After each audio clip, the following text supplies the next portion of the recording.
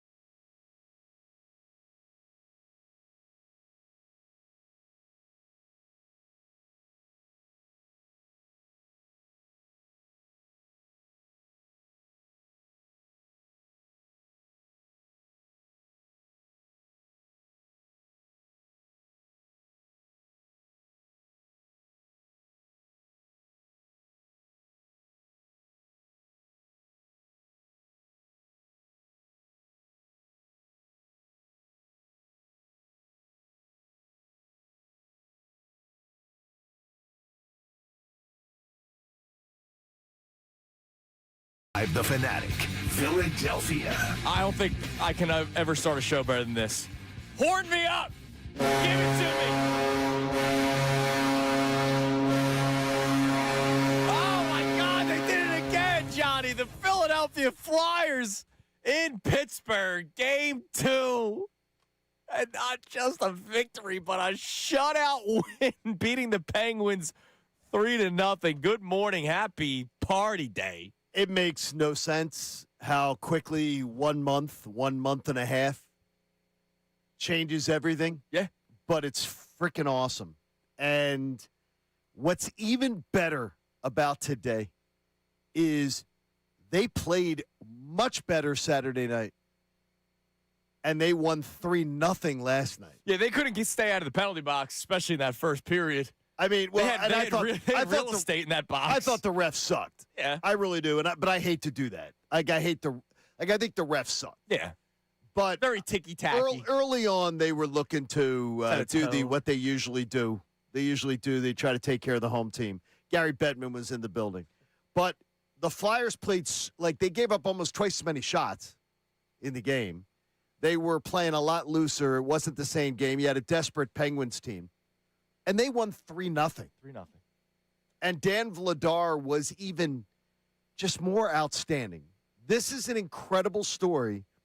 And they're coming home 2-0, Andrew. I mean, they're coming home with a stranglehold in this series where, you split the next two. They're feeling great. Right, absolutely. They're feeling great. Dude, tomorrow night at the Xfinity Mobile Arena, it is going to be absurd. And they're having a party outside. I just saw it in one of our emails from like 4 to 7. So it's going to get a little warmer tomorrow. 3 hours. Yeah. And that's key because Mother Nature needs to get her freaking act together.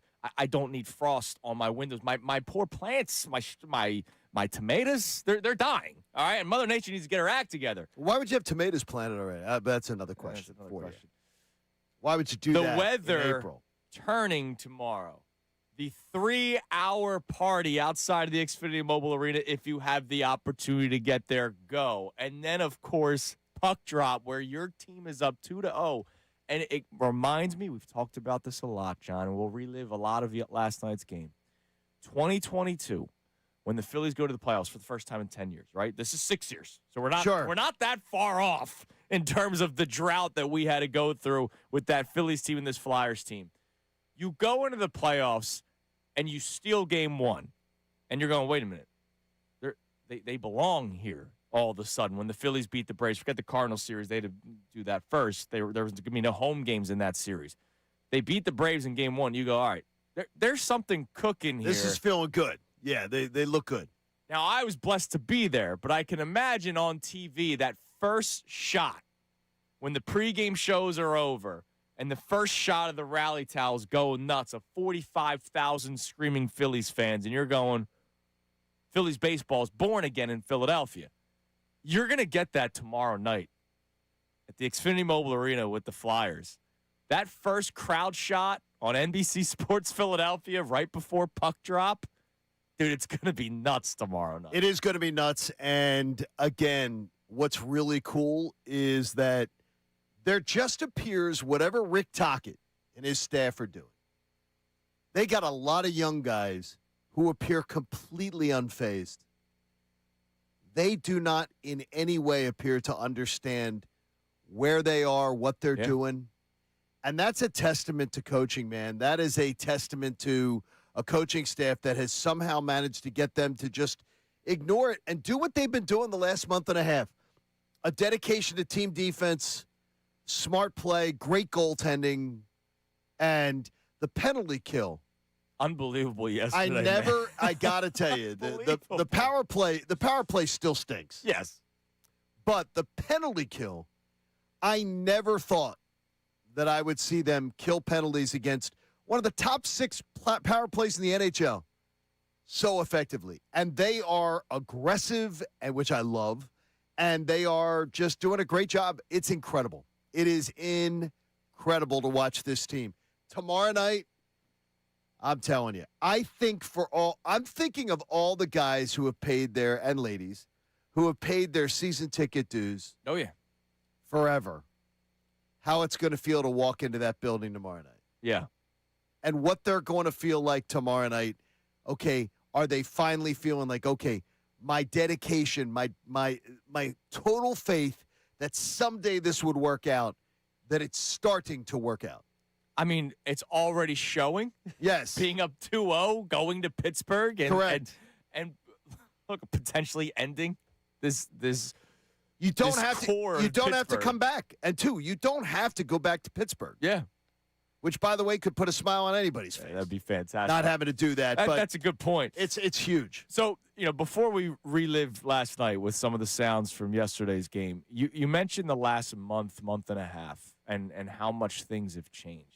So Vladar has been spectacular really all season long, but it is unbelievable. The story of Porter Martone, now that's been a little less than a month and a half. No, it's been 3 weeks of your life. And Tyson Forrester making his return from the injury, and just how much those two guys, two key guys, right? No, huge. The point we were trying to make when we were talking about this, when we were asking some of the members of the Flyers, when we asked Sean Couturier, hey, just how hard or easy was that to try to be like, all right, we're now playing with these two guys.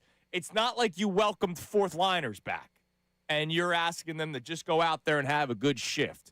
These are two guys that are supposed to be impact players for your team, and you're now sort of, I'm not saying you're changing everything for those two guys, but, John, the way they play, you want it to go through Porter Martone, or you want Forrester to be a big part of it. And they just stepped right in, and it made this team better. Like, they didn't even have a little bit of a hitch. It's just right away, let's go forward with this. Let's keep pushing forward. And they look like a totally different – they were already a good team, but they look like a totally different beast right now. Well, I don't think there's any sport like hockey that when you add one person to the mix and you say, okay, we're adding this guy who could play on the top line. Right. That then bumps one of the top line guys you've been stretching, then goes and plays on the second line.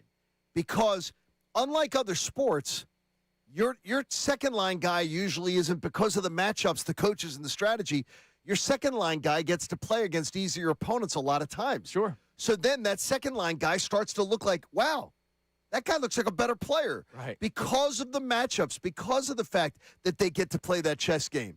And right now, first of all, Martone looks like he completely belongs. Oh, yeah. And his nose for the net is incredible for a young player. And what Tyson Forrester, and I told you the story that someone within the Flyers told me, he was making a pest of himself to get back here to be a part of this. Yep. He was absolutely pushing, and I was told it was at least a week, if not 10 days earlier than they ever should have expected that he got back. And all I can tell you is the results just bang other people down the depth chart, which makes your team deeper and makes your team better. We talked to the captain not that long ago, Sean Couturier, now on the fourth line, and gets another assist last night. Like, he's been playing better hockey. The thing is, though, too, playing fourth line, playing special teams, yeah. Rick Tockett gets more of quality minutes out of him. Right. And then also, too, it's that Rick Tockett's a guy who doesn't short shift his back lines. Yeah. He's rolling his lines as the hockey term. It's a good term. You got to put that in there. We got to put that in your lines. rotation. Right. Rolling the lines. I was a rolling the lines guy. Roll your lines so that way the guys on the third and fourth line don't feel like they're getting short shifted. They get their chances to show what they can do. Right now, what is going on with the Flyers is incredible. It's unbelievable. I can only imagine what tomorrow night's going to sound like. Tomorrow night's going to be crazy. But let's relive last night. It happened. It was real. The Flyers are up 2-0 in their series against the Pittsburgh Penguins, and they shut out the Penguins. Dan Vladar shuts out the Penguins. 27 shots, saves all 27. Let's go to the second period because it was 0-0 after one. Second period, Vladar, here he is making a flurry of saves. And now the Penguins will control. Crosby, base of the left circle, took a bad angle shot. Oh, Vladar made the save. The net came off the moorings because Vladar hustled to get his body up against that post. And the Penguins come out the center. Can't get it to Mantha. And the Flyers turn with it. Sanheim off the wall and hop over the stick of Michkov. Pittsburgh is in. Letang shoots one, and Vladar made that save. Back to the line. Kindle is covering. Kindle shoots just wide of the Philadelphia net. Michkov with a chance to clear. Didn't get it out. Kept in by the Penguins. Turning Anthony Mantha, 33 goals. Took a shot, knocked down. Vladar's got it covered. He doesn't know where it is, but it's blown dead. And the Flyers dodge a bullet as Pittsburgh is buzzing. So, Vladar, I mean, that's just a little bit of what he was dealing with yesterday. Because early on, Pittsburgh was attacking the net constantly. And again, well, I mean, look, they had the advantage. They had the advantage like the entire first period. There was somebody in the penalty box for the Flyers. So they were just on the attack over and over and over again. At one point, Vladar makes a save on Crosby. Crosby was to the side of the net, and he used his head. I don't know. Did you guys catch that one? It was like the slow motion shot. He used his head to stop the puck. Well, so was it a flinch of the shoulder? No, yeah, but no. The puck hit him in the face. His head hit the bar, and I know that bar is not too soft. No, it's not soft. No, and he's just shaking his head, and I'm like, oh, my God, this guy's going through with it right now. It's incredible. It is incredible what he has been. He's so in control in the net. Yeah. But he's also, with his frame, he's so not ultra aggressive, but he's out there. He really doesn't give you a lot to shoot at. He didn't give it, doesn't give you a ton to shoot at. He's an aggressive guy, which is awesome. He's feeling it too. There was one he pimped last night. The redirect out in front, where it's like, how in the world did that was on Malkin glove save, and he follows it into the glove. Right. You can see him tracking the slow mo, and then he stops and stares at it. I thought originally he was like surprised he got it. It looks like he was just like, I'm gonna leave this up here for a little bit, so you know how good I'm playing. Well, Connor, I think he was just like, look, that's where I say to you. That is not being ultra aggressive, but that is a goaltender. First of all, being out in his crease a little bit, and also being he's just in the right position. Always right there in the goal mouth. He's positionally sound where he wants to be, and man, he's feeling it right now, and that was awesome. You weren't ready for goal mouth? Nah, goal mouth, I don't use that. But that's all right. You can Tim use Saunders is a big goal mouth guy. Yeah, Tim is a big goal mouth guy. He is. While you're down there. All right, Vladar with the great start yesterday. And then, dude, the Rook, right? Every game it was 9 games. Well, it's been 10 games. Oh, it's been 11 games. Here he is last night. Why not? 2 playoff games, 2 playoff goals. Martone hurries in on the forecheck. Got it to Dvorak in the corner. He stood up. Martone's got it. Back to Dvorak. He's got Konechny in front. Now to Konechny with a shot. Pinball over to the slot. They score! Carter Martone! He's got another one! Martone's got his second in 2 playoff games. And Martone has given the Flyers the 1-0 lead here in the second period. He is just the second Flyer to score in his first 2 playoff games. I mean, that's unbelievable. He's the only teenager in NHL history to ever do that. Ever.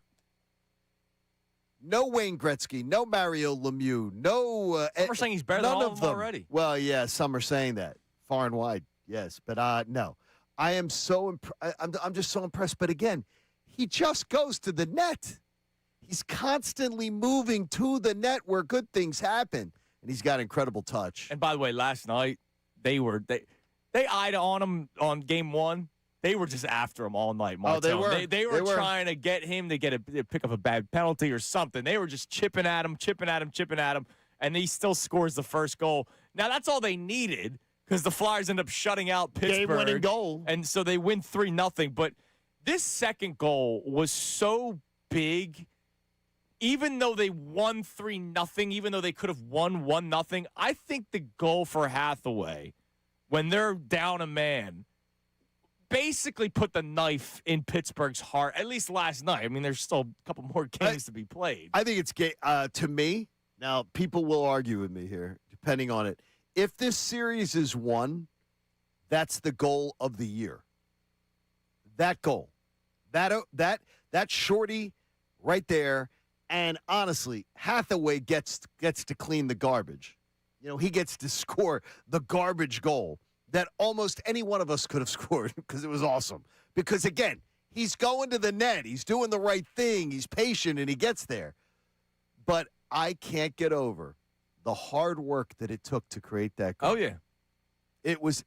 That's incredible. Yeah, here's how it sounded. Tippett had to be pushed off the puck, but he gains control. Sidesteps a man. He's got Hathaway in front. He scores! Guarded Hathaway, short-handed with 5 seconds left on the Pittsburgh power play. And Hathaway's got his 4th career playoff goal, his first goal of this series, and the Flyers take the 2-0 lead. It's incredible. You can hear the cheers last night. That's just the Flyers fans that are in Pittsburgh. That building was dead. After that goal, where, again, odd man, right, down a man, and you score and you make it 2-0, they crushed Pittsburgh's souls last night there. I didn't think that building, I thought that building was on eggshells the whole time, even nothing. Sure. I mean, didn't it feel that way? I mean, it didn't. It came through the TV that it was They were constantly pumping, like, the Yes. "Let's go Penguins" chants. They're doing whatever they could to get that fan base going, but it didn't matter. You have to make sure that our building doesn't sound anything like that. I'm going to bet it won't. Well, I mean, you got to hope, because, look, people do get nervous. Like, I can tell you this, Citizens Bank Park gets that way. Oh, yeah.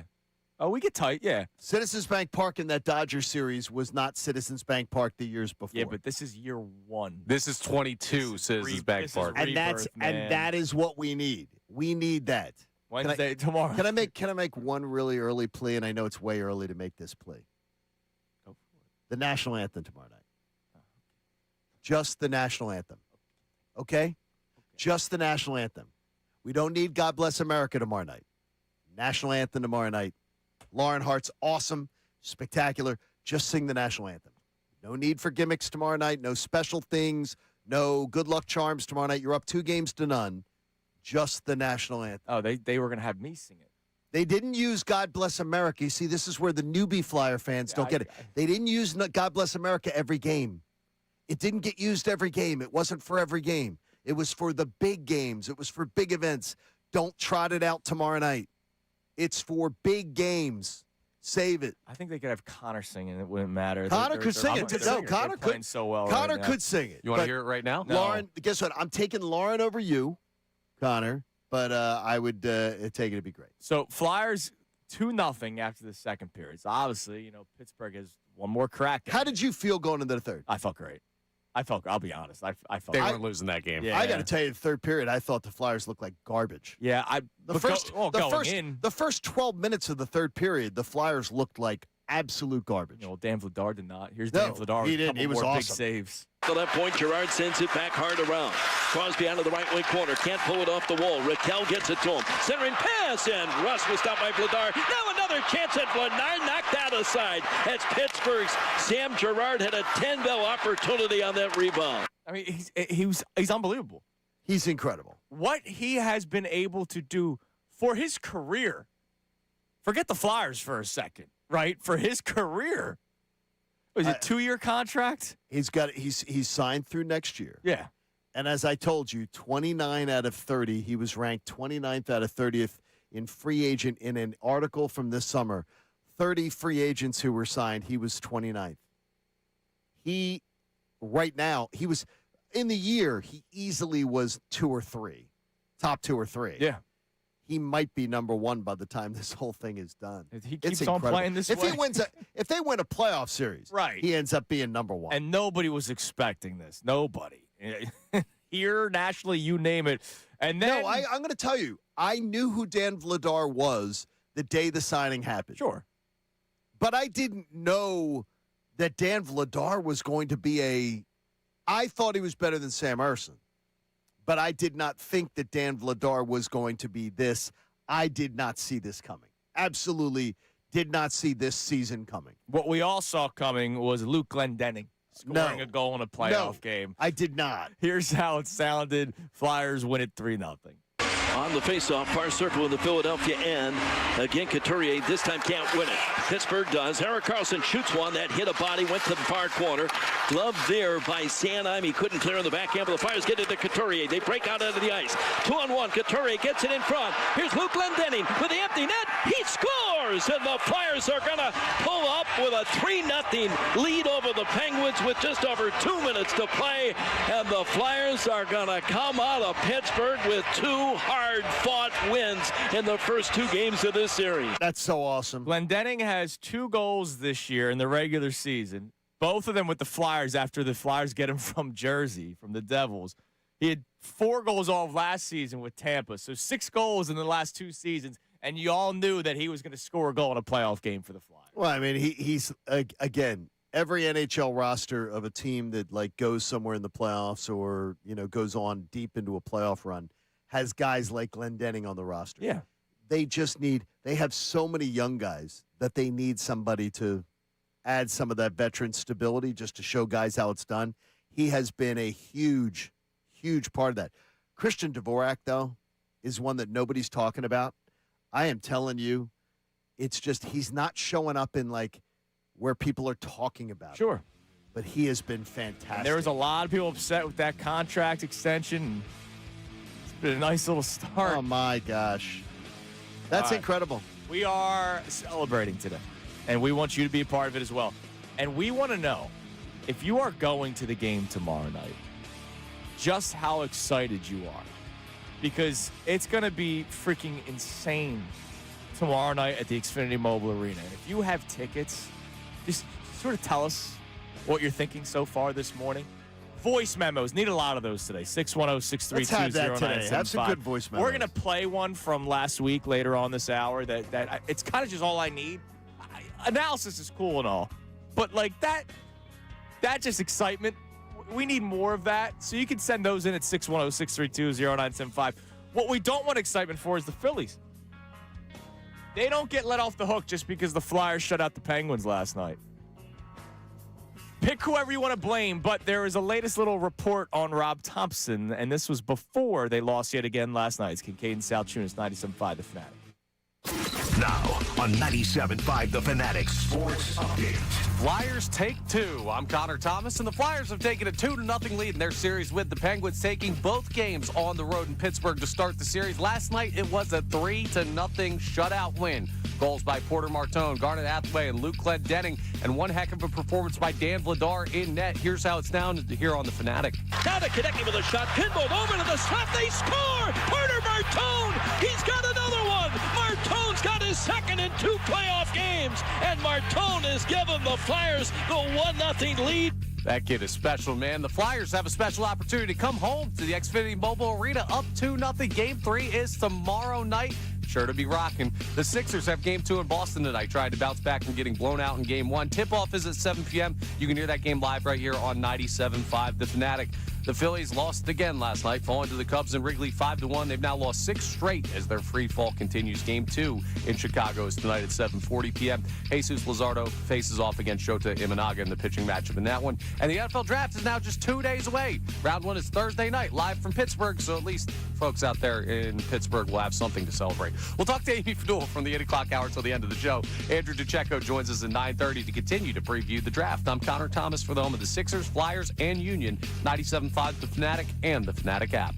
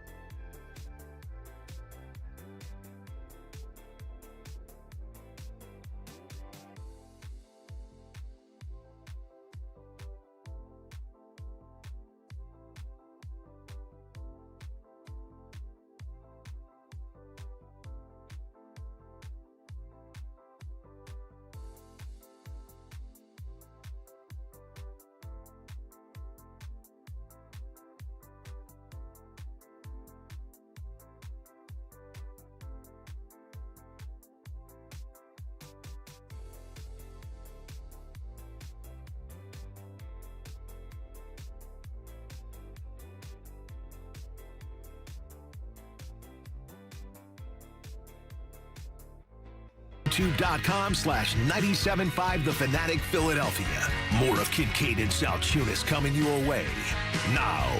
This hour of Kincade and Salciunas is presented by Bradford White Water Heaters. Bradford White, they're here for the pro. All right, 6:31 here on Kincade and Salciunas, 97.5 The Fanatic. Flyers up 2-0 in their series over the Pittsburgh Penguins after they shut out Pittsburgh last night. Sidney Crosby, Sid the Kid, he was crying like a little baby yesterday. And how about that goaltender with the little cheap shot? You know, Yeah, Stu Skinner. Heads up, buddy. He needs an answer for that. He needs an answer for that early on in Game 3. Or do you just keep playing hockey? What do you do, Johnny? You're Johnny Hockey over here. Do you? You do not. So you don't want to make any. Now, wait a minute. What's the score in Game 3? I was talking early on, set a tone, No, but I guess you do don't not. want to do that. No, you want you to play do your not. game. Okay. You're up 2-0. The last thing you do is screw around with this. Fall into their trap. Because as I've said to you before, home ice means nothing in the playoffs, in the NHL. Means nothing. People will tell you that it does. It means nothing. It is the least sport with home ice advantage. So don't screw around with this. Don't worry about, this isn't the 70s. This isn't the 80s. It's not goon hockey. It's not about, got to get something back on these guys now. Just worry about playing your game tomorrow night. Get a win tomorrow. Get a win tomorrow night. I'm telling you this: if they go up 3-0 on the Penguins, I would have bet anything I owned that would never have happened. They're up 2-0. No, it's unbelievable. They took the first 2 games and they act like they totally belong. It's amazing. Who doesn't belong? Like half the Phillies roster in Major League Baseball. How about that for a transition? Phillies lose to the Cubs again yesterday. 5-1. Shocked me. After they dropped 2 of 3 to the Cubs just last week. And, oh, by the way, they got swept by the Atlanta Braves. So the Phillies are now losers of 6 straight games is the running tally. They are now 6 games under 500 after yesterday's loss to the Cubs. And believe it or not, Aaron Nola, 4 1/3, 6 hits, 5 earned runs, 4 walks. His ERA is over 5. Believe it or not, another aging player is struggling for the Phillies. And believe it or not, that's shocking. Believe it or not, 4 through 9 in the order, they all compiled hits yesterday. Just no fear for pitchers. I mean, there's nothing. Now, that doesn't leave the other guys off the hook. Turner without a hit yesterday. Schwarber without a hit yesterday. Harper got on base twice. They're just a team. There's nothing special about this baseball team right now. The starting rotation, unfortunately, has not been that special. They've been good. They've not been that special to start this season. The bullpen has not been that special, and that's what we, going into the year, were saying this is what's going to get them to the playoffs. Because the Bats, being the same team year in and year out, and the monstrous holes that we have talked about all off season, believe it or not, Dave Dombrowski missed this one again. It's horrible. Look, I'm the first one to tell you when I get something wrong. I called this all. I saw it all coming, and it depresses me because I saw it all coming. This team's not good. They're just. It's the long-term forecast for this team is not good. Could they still win 90 games? Sure, they could. Absolutely. But this long-term forecast for this team is not good. And are they a World Series winner? Hell no. No. Hell no. Dude, they're not a first-round winner yet. They haven't. They have not won in the first round of the playoffs in 3 seasons. Joel Embiid has started to make fun of them about not getting out of the first round. So and that's how bad it is. So they lose again yesterday, and I want to play this for you because you've been on the move on from Topper train for about 2 weeks. I've been begging for it. Yes, you have. What more do you have to see to know that this man has to go? He's lifeless. He doesn't have an answer. He doesn't have a plan. We've seen it too long now. It's 4 freaking years. See, the reason why I don't have your energy with the Topper is because I look up Topper.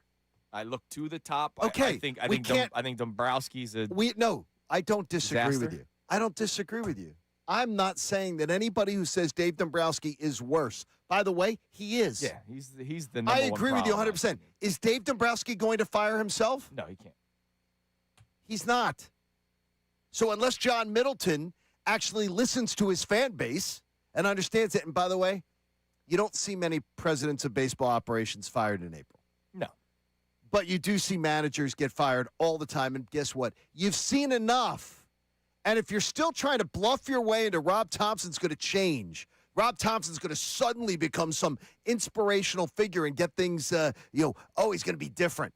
They're working hard. He's terrible. Johnny, they're working hard. He's terrible. So, well, to your point there and to your wishes, yesterday, Ken Rosenthal on his the Foul Territory Network, this was before last night's loss, all right? So this is before the Phillies lost their 6th straight game, before they started off another series with a loss. This was Ken Rosenthal on maybe where the mindset is for the leadership group of the Phillies and Rob Thompson.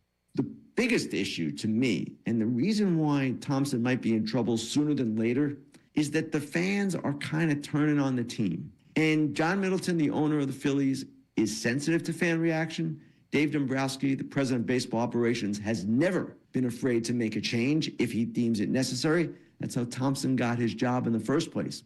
So with the Phillies 5-10 at home, with their fans kind of disenchanted right now, to say the least, you can see, if this team doesn't turn around, a problem becoming more apparent with what they're going to do with their leadership. So Rosenthal, he also had a story yesterday in the New York Post about Rob Thompson, the Mets manager, and there's one other manager that might be on thin ice right now. And look, I'm it's only April guy, but I'm also a realist. And it's hard not to see that this team has no life.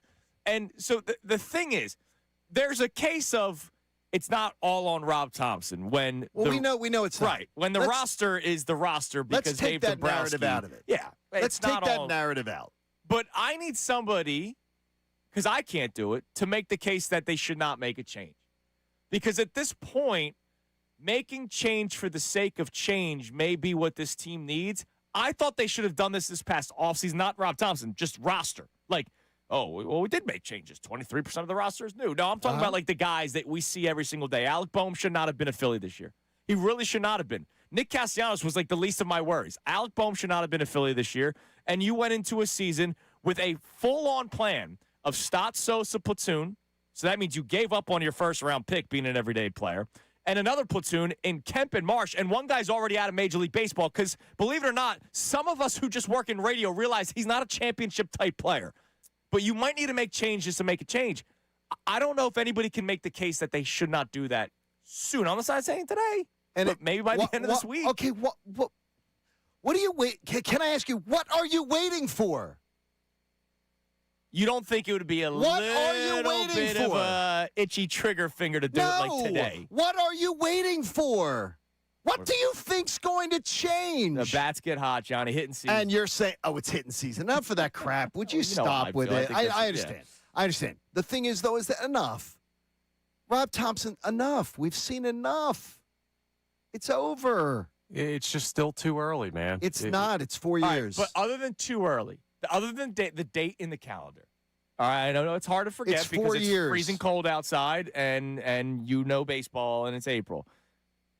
The whole too early thing, like, has Rob Thompson done anything this year where you're going, he needs to still be here? No, but it's not this year. He's had 4 straight years of making the postseason with this team. All he's done is delivered this team to October, which is not something to just write off. Yes, I know it is, though. It's not. The goal is to win the World Series, and you could say what you want about the payroll. They win a lot of regular season games. He's been very consistent in that. That gets you to late May, early June. That's where I'm looking at. Now, if we get to like mid-May and this team is still majorly scuffling, he's gone. I'm not going to defend his job long-term, but it's still too early for a guy who's been to the postseason. All he's done is make the playoffs as the manager of the Philadelphia Phillies. And again, any owner that spends the amount of money that John Middleton spends wins 93 games on average. Rob Thompson has won 93 games once. Twice. Once. 95, 96 last 2 years. Oh, I didn't think it was 95. I didn't think it was 95. No, 95, 96. Okay. And they lose in the first round. So he does nothing. So it's meant nothing then. That is correct. He's done nothing. He's on average. He has just been average what John Middleton spends on his roster. He's not getting, like, you don't get complimented for winning when you're spending that kind of money on, wow, he's winning 90 games. A monkey could win 90 games. You could have somebody from, honestly, we could get a guy from South Philly to make out the roster to win 90 games with that roster because it shows you in baseball, they will tell you that's what, when you spend money, that is what you get. But it's in the playoffs. It's when you need it. And by the way, every year, and that includes 22, when his team has had a chance to do something, including 22, that's when it just all falls apart. 2-1 in the World Series, up 3-2 in the NLCS, then first-round disasters the last 2 years. It's shown you he just I can't kill him for the Phillies not getting a hit in a World Series game or the Phillies peeing themselves in the NLCS. Okay. I mean, you can't that's all against the Arizona Diamondbacks? Like his team, what for some do, reason. Hold Bryce's hand? Here's what I'm telling you is, it's not working with him. So at some point, give someone else a shot. Well, no, at this point, yes. At I'm not. The World Series well, that's NLCS. why. No, that's the whole point was you can't say it's too early. Oh yeah, I'm not. It's been too long. In fact, it's been too long with this guy. He shouldn't have been the manager this year. All right. Should have been gone. I imagine if I asked the question, do you want Rob Thompson relieved of his duties, the majority of people might say yes right now. If you say no, make the case as to why. My biggest case is it's not his fault. It's Dave Dombrowski. We know that. But other than that, like you said, the Pobo is not firing himself. Correct. 610-632-0975. Flyers, just excitement. Phillies, pain. We want to hear from you. Text line, voice memos. Coming up next, more on Porter Martone. We already celebrate his early success to his career. He may have one of the greatest starts that we can really remember. How about the voice of the Flyers? Hasn't seen anything like it. You'll hear that next. Kincade Salciunas, 97.5, The Fanatic. All right, Dan White and Associates for around 4 decades. Boy, the Flyers used to be great when he started. And now the Flyers look like they're getting good again. Well, what he does is he comes up with long-term plans. That's what Jonesy and Briere are trying to do. And Dan White and Associates do that for their clients. Whether they're older along the line like me or whether they're younger, maybe like a guy like Andrew, they come up with financial plans that help families maybe figure out how to get that next house, how to pay for a child's college education, or how to make sure that that retirement plan that you've got has been stress tested. So you're going to have the income in retirement to live the lifestyle you want to live, because each client's unique needs have to be addressed individually. And so they host these educational seminars that you can attend throughout Pennsylvania, Delaware, and Maryland. You go have a nice meal, listen to a presentation, and you can find out what Dan White and Associates does for their clients on a daily basis. And then you can schedule your own complimentary no-risk consultation. You can go in and have that first conversation about your money and your plans with Dan White and his team. And you'll find out that money doesn't have to be an overwhelming topic. In fact, it can be a conversation that puts you at peace. Let Dan White and Associates help you figure out what's the next step, or that your steps, well, you've been taking some good ones. Check out danwhiteandassociates.com on the web. The Unfiltered High School Athlete of the Week is a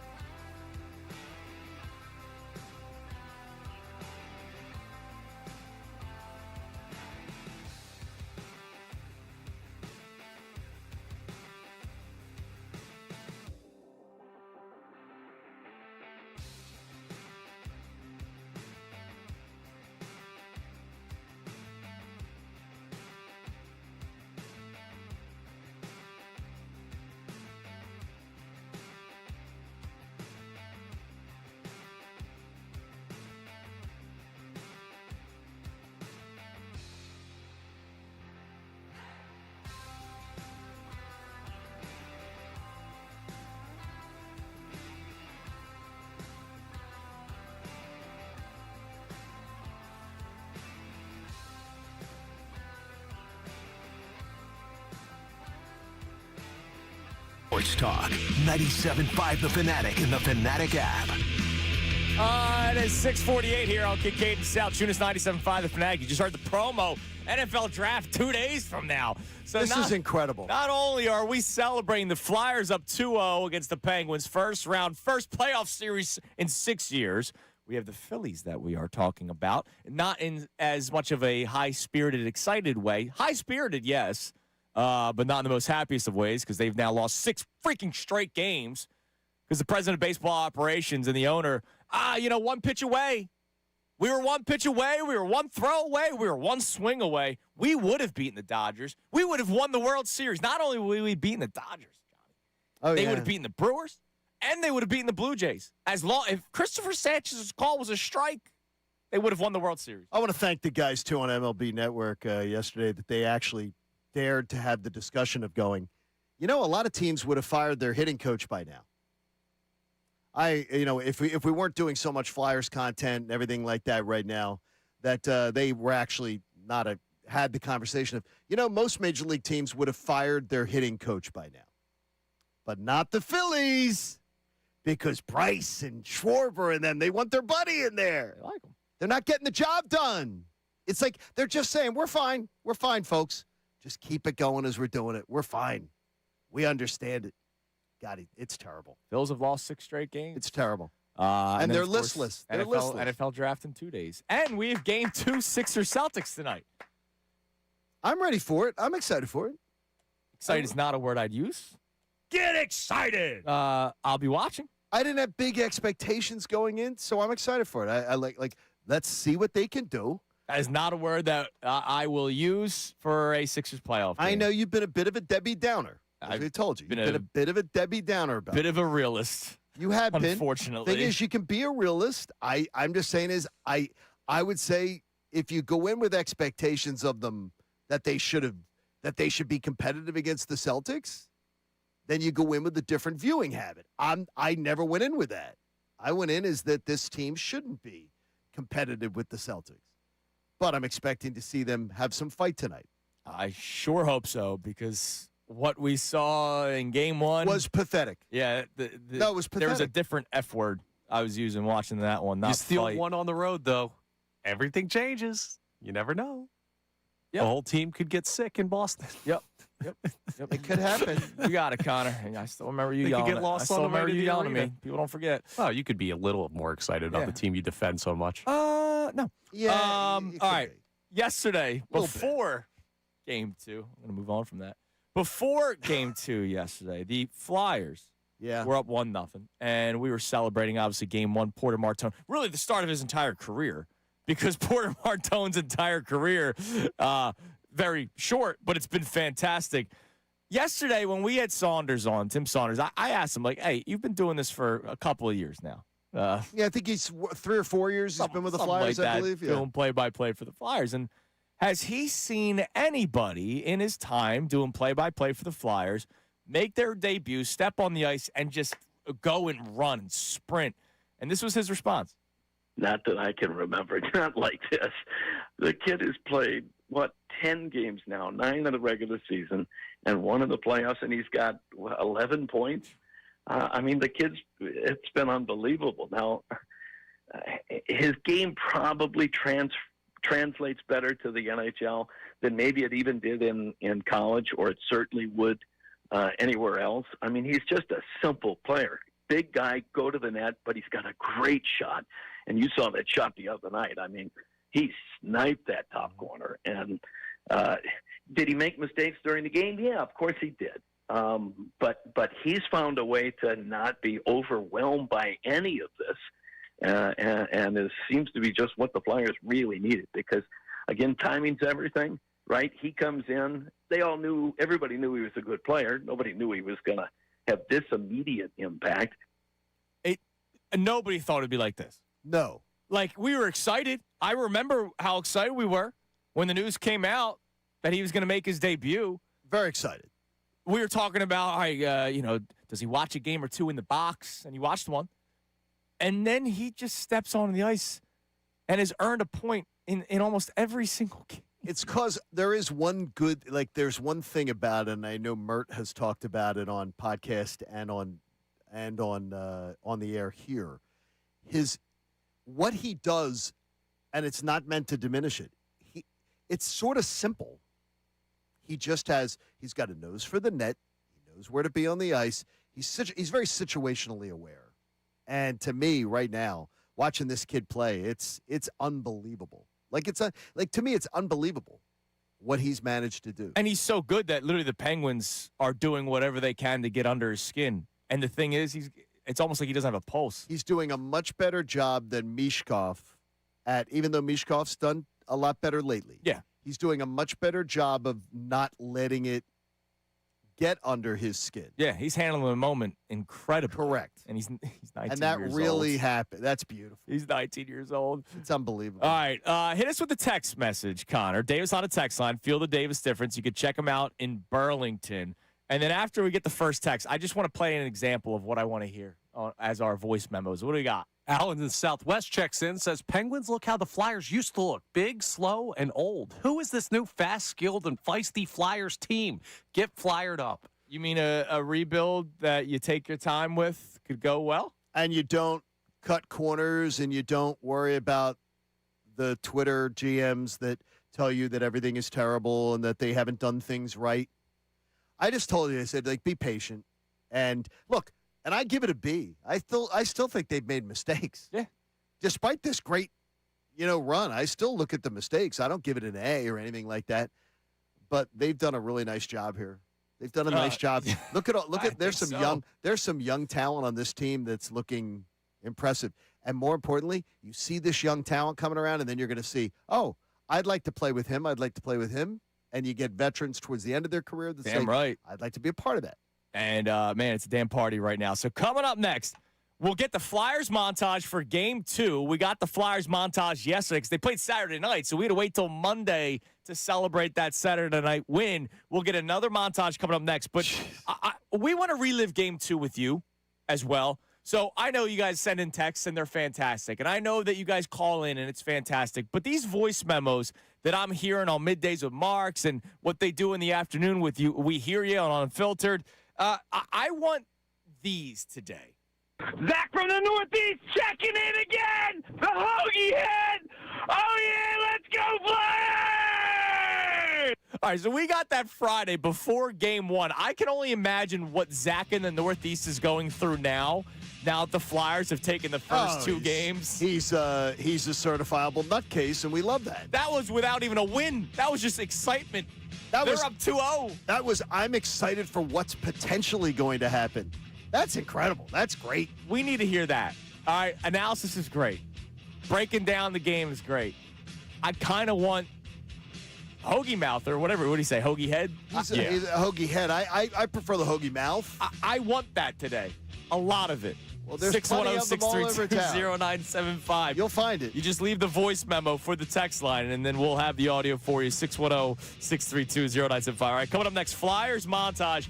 And we got to check in on some of the Penguins fans, including the Pony, man. Oh, Pony. After he joined us last Friday. He's struggling. All chesty about this series. I can only imagine what his timeline looked like last night. I was all over it. I was getting on him last night. Well, we'll go through it next. It's Kincade Salciunas, 97.5 The Fanatic.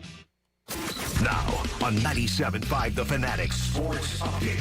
Flyers shut out the Pens. I'm Connor Thomas, and the Flyers have a 2-0 lead in their series with the Penguins, taking both games on the road. Last night was a 3-0 shutout win. The goals by Martone, Hathaway, and Glendening, and one heck of a performance in net by Dan Vladar. Here's how it sounded here on the Fanatic. Tippett had to be pushed off the puck, but he gains control. Sidesteps a man. He's got Hathaway in front. He scores! Guarded Hathaway, short-handed with 5 seconds left on the Pittsburgh power play. The goal will say Hathaway. The highlight will say Tippett. He was incredible last night as well. Now the series shifts to Philly. Game 3 is tomorrow night at the Xfinity Mobile Arena. It's going to be a loud one. Sixers have Game 2 in Boston tonight, trying to bounce back from getting blown out in Game 1. Tip-offs at 7 p.m. You can hear that game live here on The Fanatic. Phils lost again last night, falling to the Cubs in Wrigley 5-1. They've now lost 6 straight as their free fall continues. Game 2 is tonight at 7:40 p.m. Jesus Luzardo faces Shota Imanaga in the pitching matchup. And the NFL Draft is now just 2 days away. Round 1 is Thursday night, live from Pittsburgh. We'll talk talk to Amy Fadul from the 8 o'clock hour till the end of the show, getting you geared up for Game 2 for the Sixers. And Andrew DeCecco gets us some draft talk at 9:30. This update is brought to you by the Positive Coaching Alliance. Questions about youth or high school sports? Positive Coaching Alliance can help. PCA, a national nonprofit, develops better athletes and better people through sports. Info at positivecoach.org. I'm Connor Thomas for the home of the Sixers, Flyers, and Union. 97.5 The Fanatic and the Fanatic app.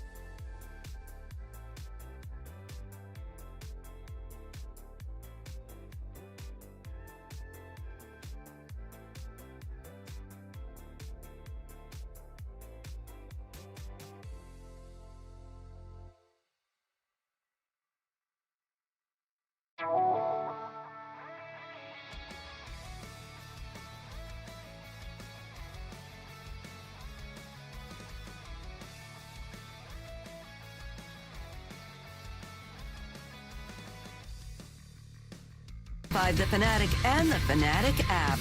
Oh, I just had a great parent moment, Johnny. What was that? FaceTiming my beautiful wife. There's Coop. Coop's wearing a Gritty T-shirt. Love that. That we had to buy at the Flyers Carnival because he got wet from the dunk tank. So we had to, of course, buy a shirt, which is fine. He's rocking some Flyers gear today. And I got the Did They Win Daddy. Oh, that's awesome. Because he was obviously asleep.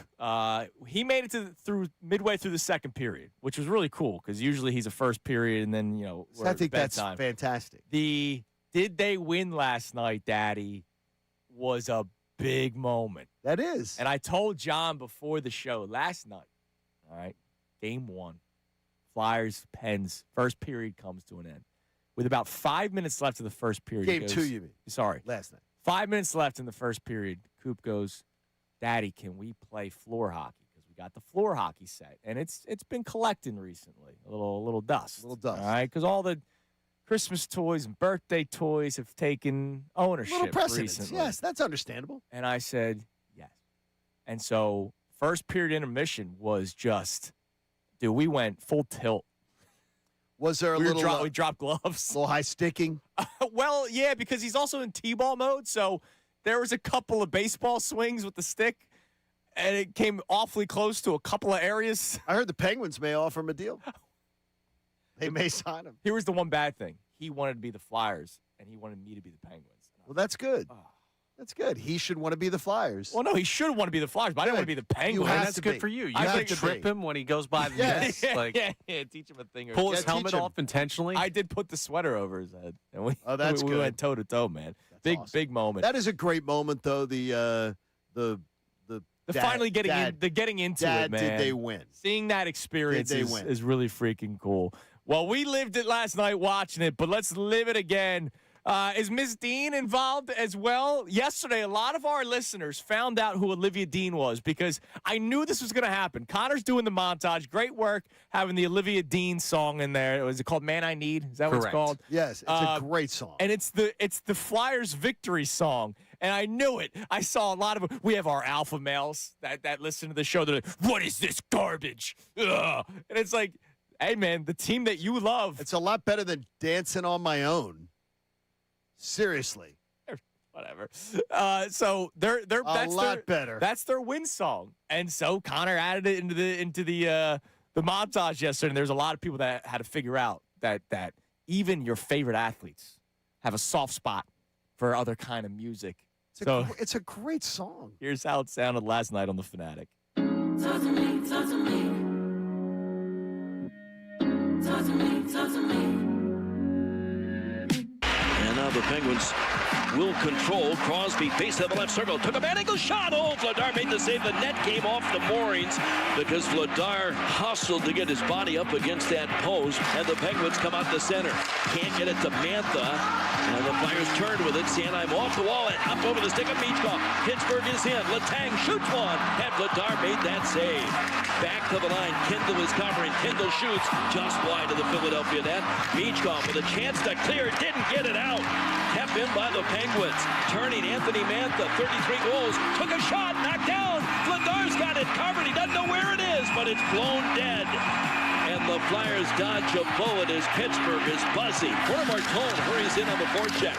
Got it to Dvorak in the corner. He stood up. Martone's got it. Back to Dvorak. He's got Konechny in front. Now to Konechny with a shot. Pinball over to the slot. They score! Corner Martone! He's got another one! Martone's got his second in 2 playoff games. And Martone has given the Flyers the 1-0 lead here in the second period.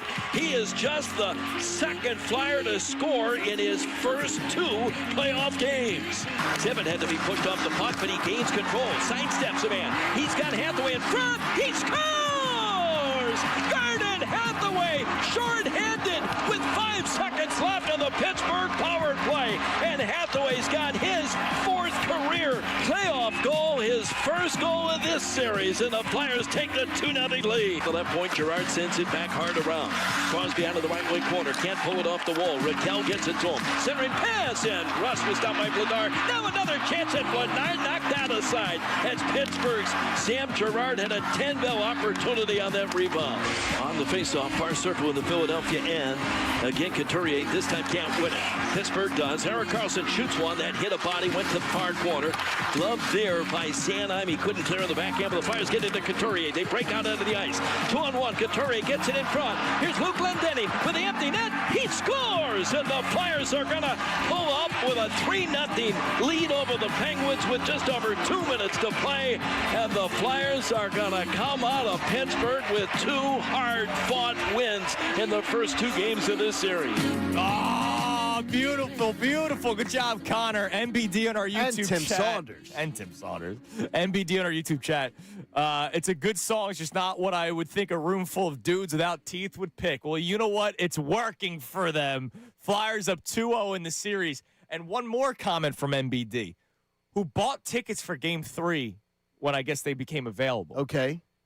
They've apparently tripled on the secondary market. Oh, they have. Would you like to know something, John Kincade? What's that? Because I'm looking at the ticket prices right now. Woof.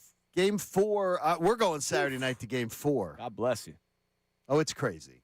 Tomorrow, not today, but tomorrow we will have tickets on this show to give away to somebody to go to Game 3.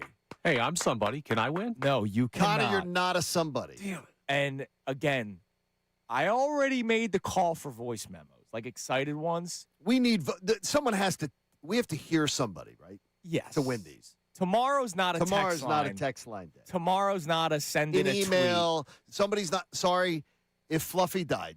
Yeah. We're sorry, but tomorrow that's not getting it done. Tomorrow is also not a give us your favorite one-hit wonder. Like, no. No, we don't do that show. I need frothing at the mouth lunatic that gets a pair of tickets for tomorrow night's game.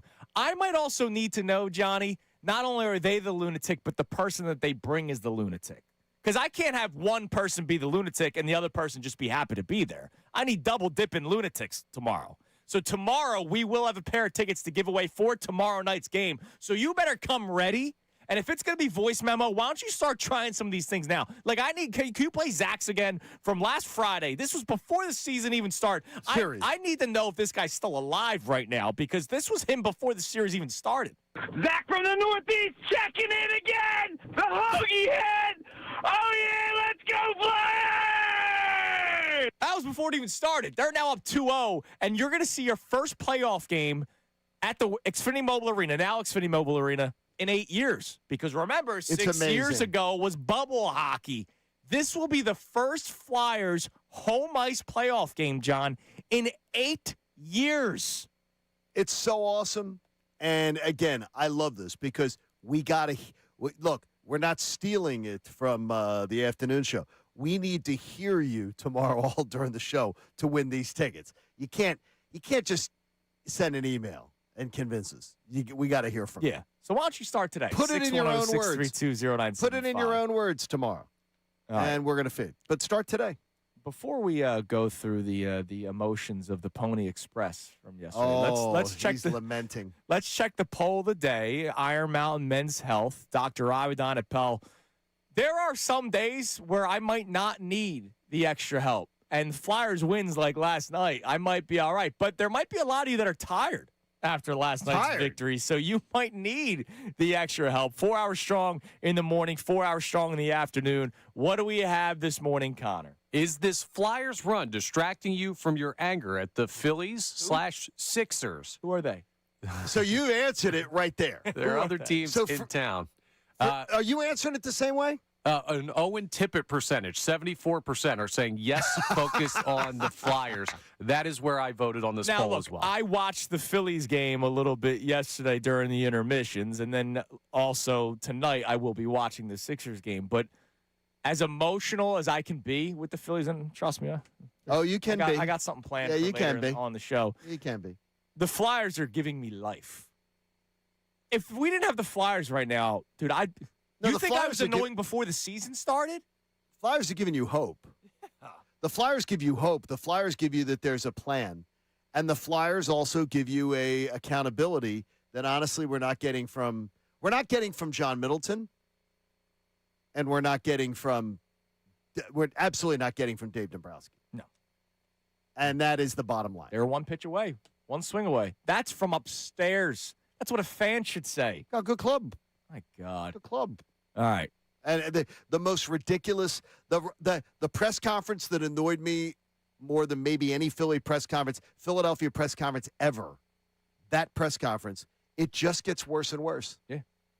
As I watch every this day. team. Every day. This aged well. It is not. This aged like milk. That's what Dave Dombrowski's press conference is aging. It's terrible. Like.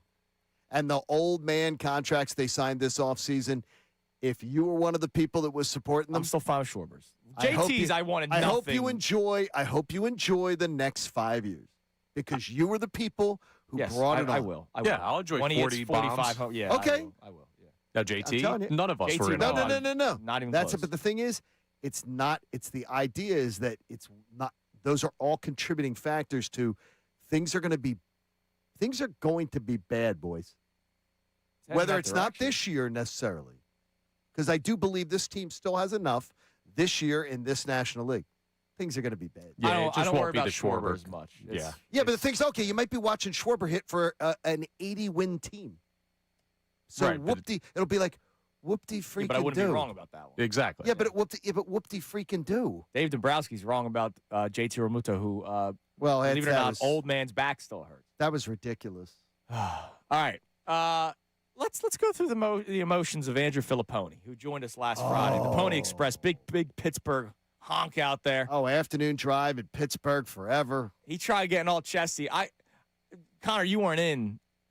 John was bringing him up, saying how he's a little bit crazy. Oh, he's crazy. And I said, well, I would be crazy too if my football team had to go through the Aaron Rodgers experience and Paul Skeens will be traded in like 5 minutes. And right away he's like, oh, so we're doing this right away. And so then we went to battle. He put out a tweet at 6:13 yesterday, less than an hour before puck drop. And what was that? I missed that one before because I wasn't looking beforehand. Prediction: the Penguins will rebound tonight. They won't let Flyers shenanigans bother them as much. Sid bounces back with 3-point game. Oh, yeah, really? Fourth line gets a goal. Final Pens 4, Flyers 2, Pens in 7. Yeah, he's sticking with the Pens in 7. None of that stuff happened. So there you go. These refs blow. Right out the gate, he was already talking about the referee. I don't know how anybody who's a Penguins fan is tweeting anything last night about the refs. The refs were terrible last night, but they weren't terrible for Pittsburgh. All right, first period comes to an end. 0 for 3 on power play, 3 total shots on goal. Awful alternate gold sweaters. No biggie. Pens in 7. Follows that up with the Flyers aren't doing anything special. The Penguins are doing this to themselves. Oh, yeah, I like that one. Then he drops a sack up. Yeah. Sack up. Who cares that they got the first goal? You're the better team, led by legends and all-time greats. Win this game. Well, he's not wrong about the legends and all-time greats. I mean, that's not wrong, I guess. And then it turns. It started to get dark. This is embarrassing. It got dark. NHL has replayed to review penalties, and they still can't get the call right. Total horse bleep. It got dark. Penguins have 32 shots that have missed the net or been blocked. Brutal. Time to make these goons pay. Who on the Flyers has been a goon in this series? Well, him and that was McAfee too. McAfee was pulling that crap last night. God. Sitting there with his fake neck brace last night from his WrestleMania. I see this as a chippy series between two rivals. Yeah, Correct. I don't think anyone on the Flyers is taking cheap shots. No, no, they're not. They don't have their goaltender trying to put the stick, right on the skate of Martone. Pat McAfee, who's obviously never watched hockey, is sitting there going, 74 needs to be kicked out of the league. I'm like, oh, my gosh, dude. And then finally he posts the graphic.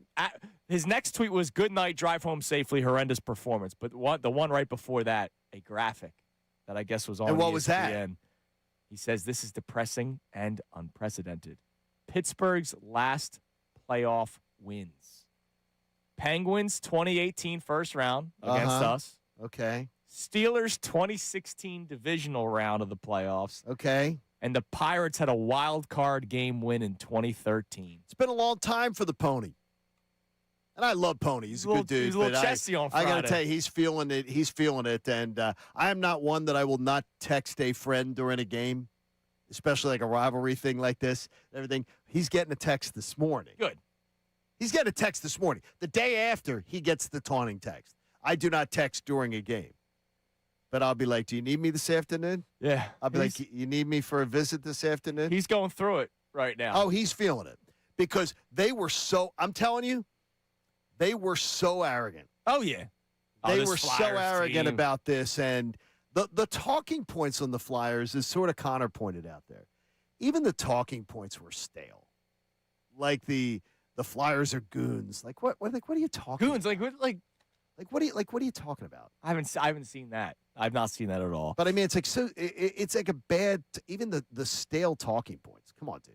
You got to do better than that. So we'll give you the updated odds for Game 3 and the series in a moment. Oh, the series has got to be delicious. But Connor has people have already answered the call, John. Really? We have multiple voice memos. Now, again, the Flyers tickets for tomorrow night's game will be during tomorrow's show. Correct. But this is sort of like a warm-up, all right? Yeah. Figure out how to do it.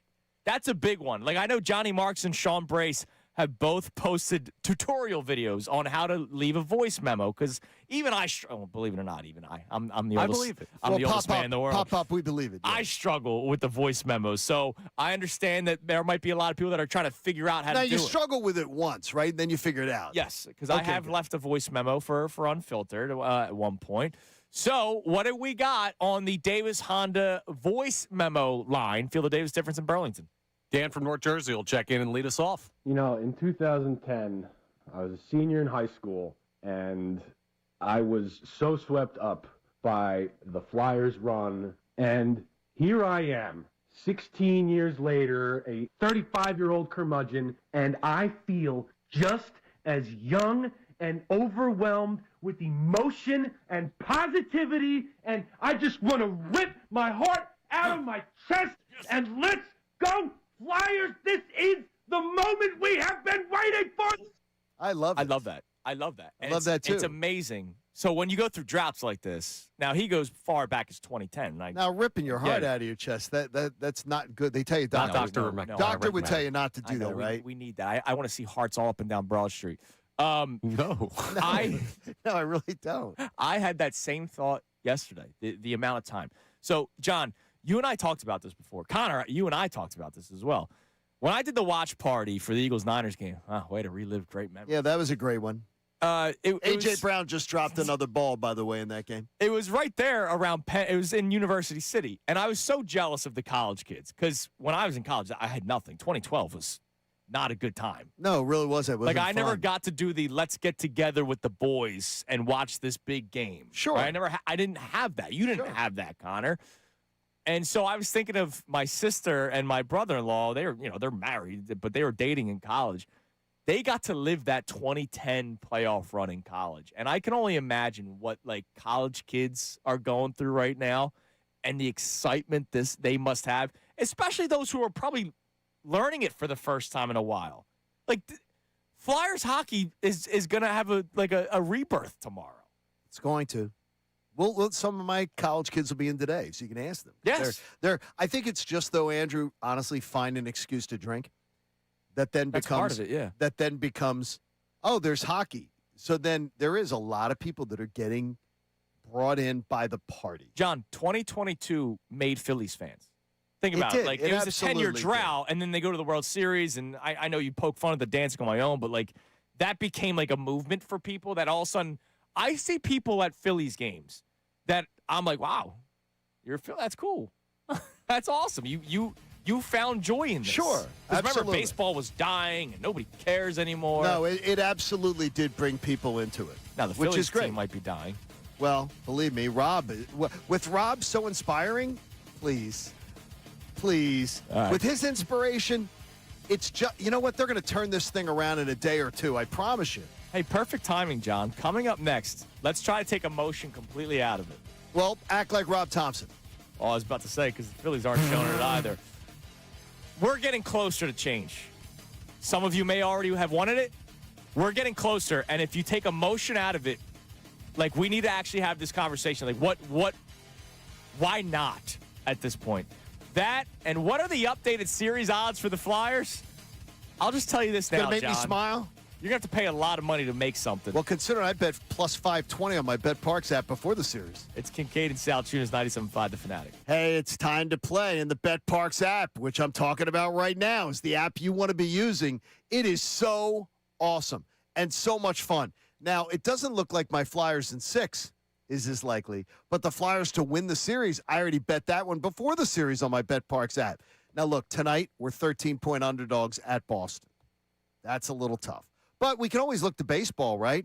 We've lost 6 in a row there. So tonight, Jesus Luzardo's on the mound. A coming to Jesus meeting could happen tonight.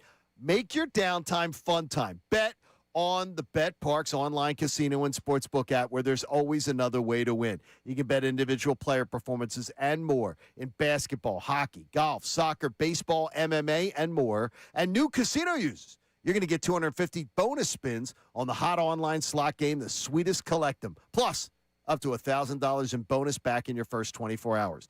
All your favorite casino games, you're playing for real money because there's always another way to win. So whether you think that your basketball team's winning tonight or your baseball team, or you just want to get on that hockey bandwagon, you got to be 21 in Pennsylvania, Jersey, Michigan, or Maryland. Hop on the ice or the app on the BetParks online casino and sportsbook app. Get on board. Check out all the details at betparks.com. Should you have a gambling problem, please call 1-800-GAMBLER. Now on 97.5 The Fanatic Sports Update. The lead grows for the Flyers. I'm Connor Thomas, and the Flyers have taken a 2-0 lead in their series with the Pittsburgh Penguins, taking both games on the road. Last night was a 3-0 shutout win with goals by Porter Martone, Garnet Hathaway, and Luke Glendening. One heck of a performance in net by Dan Vladar as well. Here's how it sounded here on the Fanatic. Flyers get into Couturier. They break out onto the ice. 2-on-1. Couturier gets it in front. Here's Luke Glendening with the empty net. He scores! And the Flyers are going to come out of Pittsburgh with 2 hard-fought wins.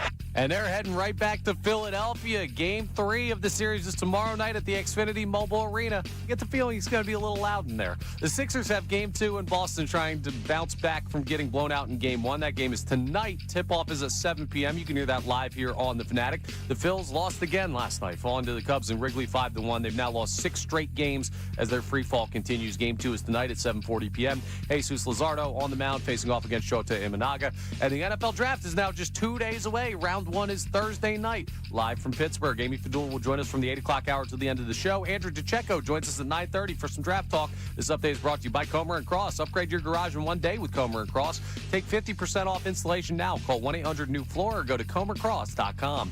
I'm Connor Thomas for the home of the Sixers, Flyers, and Union, 97.5 The Fanatic and the Fanatic app. Got some.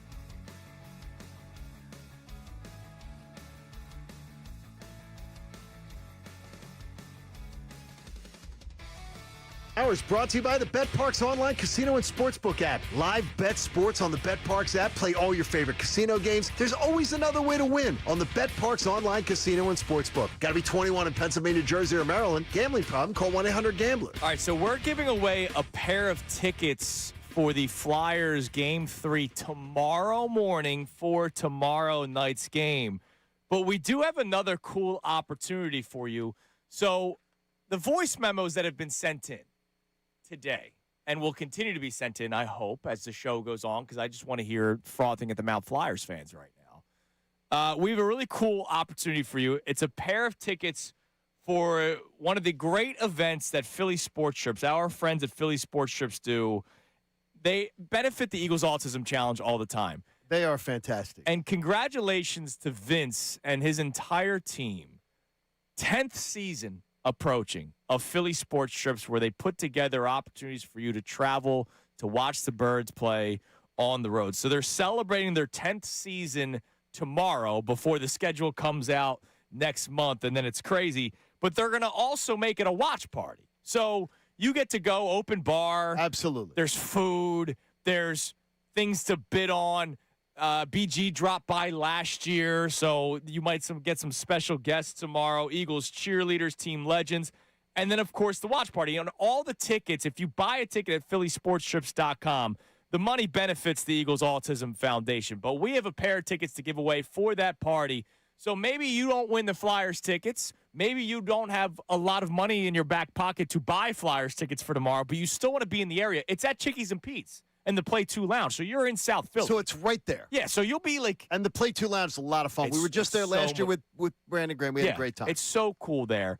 So we will give away a pair of that to one of our great voice memos today. You can send them in at 610-632-0975. By the way, already for tomorrow's game, Johnny, the Flyers, for the first time, are a favorite in a game. Minus 118 on the money line. Penguins still minus money, minus 102 on the road. But yesterday, Penguins are what, minus 150, I said on the air? They were minus one. They closed at 152, I believe, on the BetParks And the Flyers were what, plus 120 something? I believe that was it. Well, the Flyers now the favorite at minus 118, and now monster favorites for the series. Do you guys have a guess? Series winner. Well, yesterday they were 170, minus 170 going in, just being one game to none. So I'm going to say they are minus 340 today. Connor? Minus 450. So you win because you're closer. Price is Right rules, John wins. Well, and you had your Price is Right. Is that like your Sixers prediction the other day when you said they'd lose by 23 points and they lost by 32. It was 32.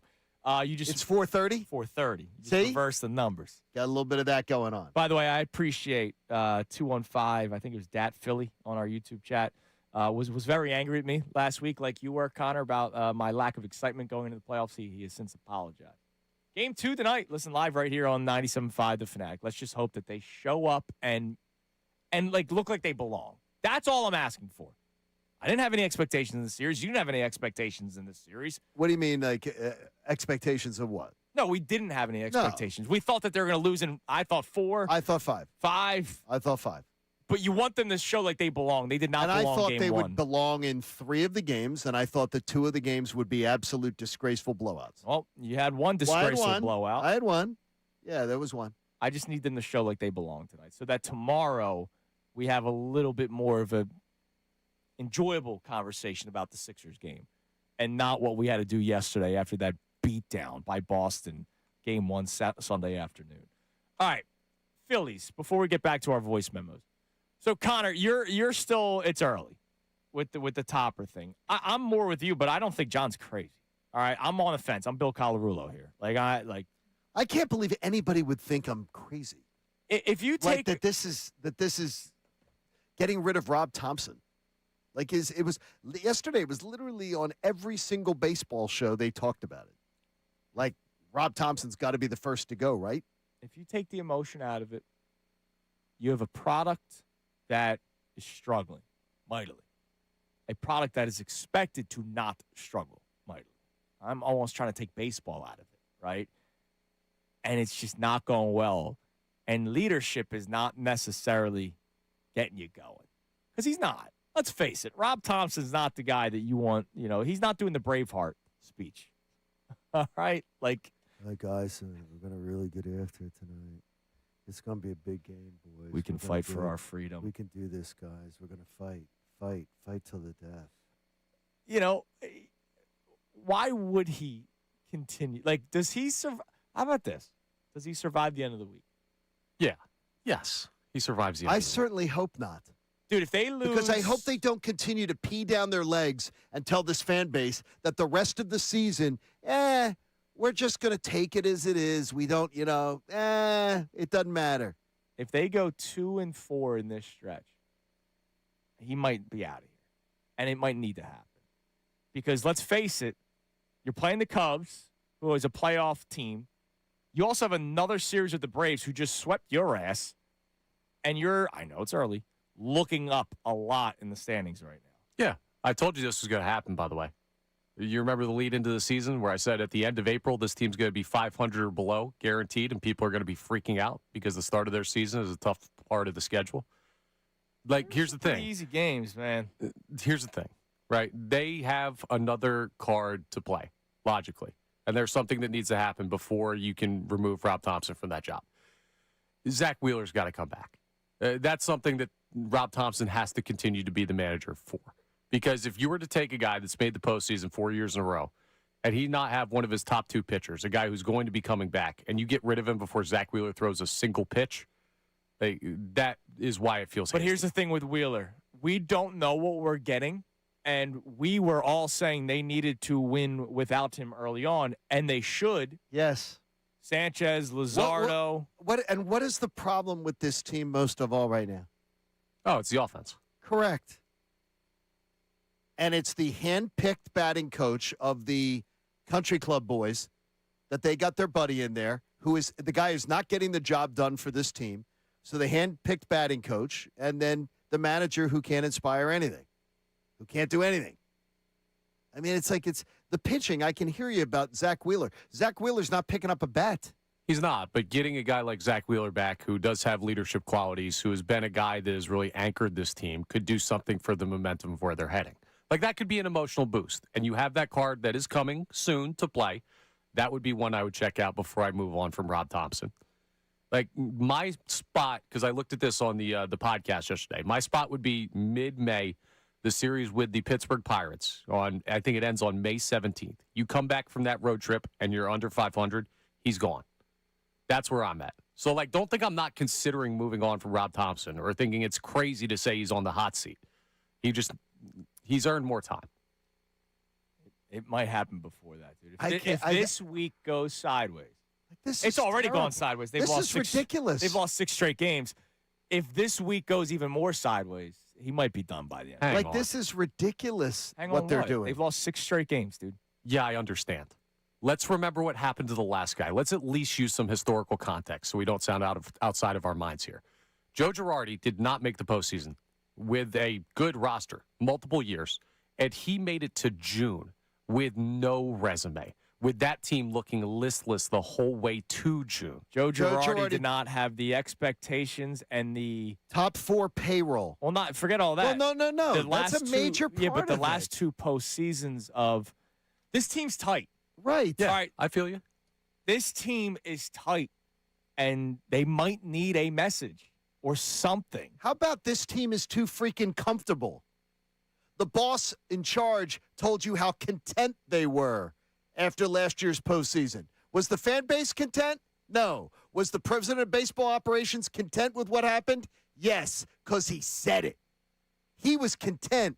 They were content. Rob Thompson was content. They were proud of 96 wins. They didn't care. They lost and were like, come on, it's baseball, dude. It's baseball. They're so freaking content with themselves, and the fan base shouldn't be content. Remember, we're talking logically, though. That's an emotional response, which is fair.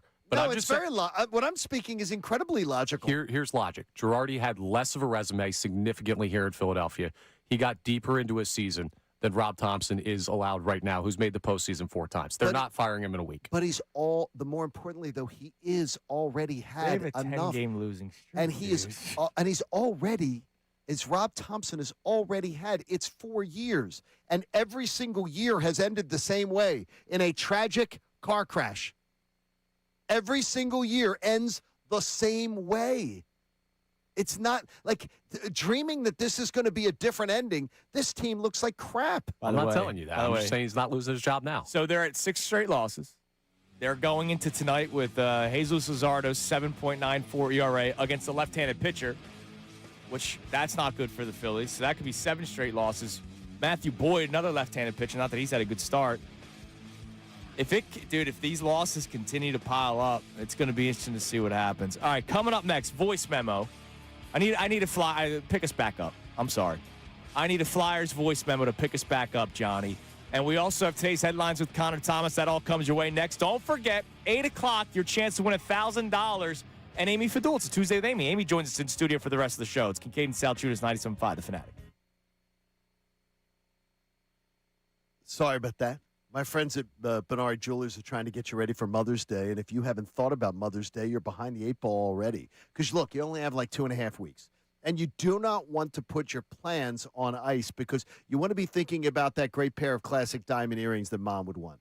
Or a pendant bracelet that she could wear every single day and be thinking of all of you in your house. Yes, you're buying the gift that says thank you from your kids. You're buying the gift that says thank you for making me a dad. I know that I'm thankful every single day for that grace that was brought into my life. When it comes to honoring Mom, jewelry, well, it's an excellent gift. And Benari's showroom is filled with thoughtful gifts and a great staff that is going to help you pick out the perfect gift that's going to show Mom that she's incredibly appreciated. They've got 2 great showrooms, Newtown Square and Exton. They're both beautiful, and they've both got great teams that can help you find the perfect gift for you. So if you're intimidated about shopping for jewelry, be intimidated no longer, because Benari Jewelers is going to make you feel comfortable, bring in your budget, bring in the thought about what she might love, and they're going to find the perfect gift for you. Whether it's Exton or Newtown Square, Mother's Day this year is a no-brainer at Benari Jewelers. Check them out and tell them John Kincade sent you in. Kincade and Salciunas.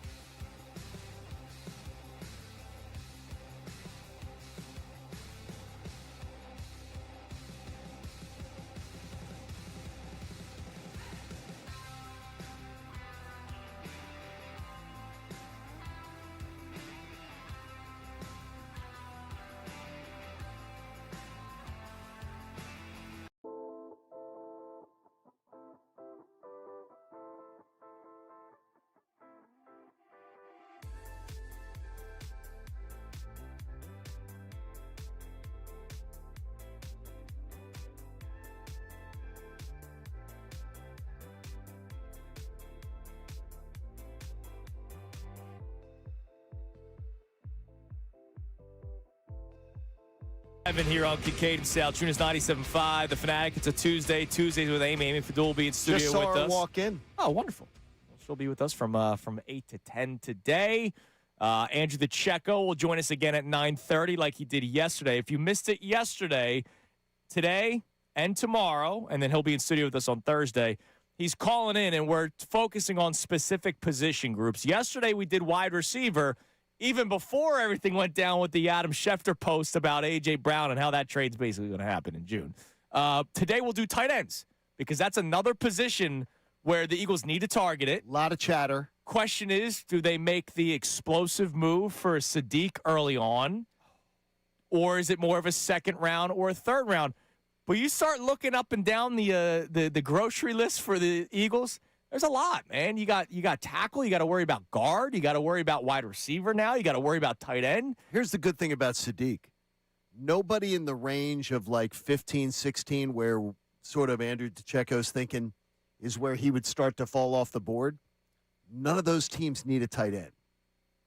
So other teams would, it tends to make you believe that you could make a call if you were really interested in getting up there to get the pick. You might be able to get up there to get him. Yeah.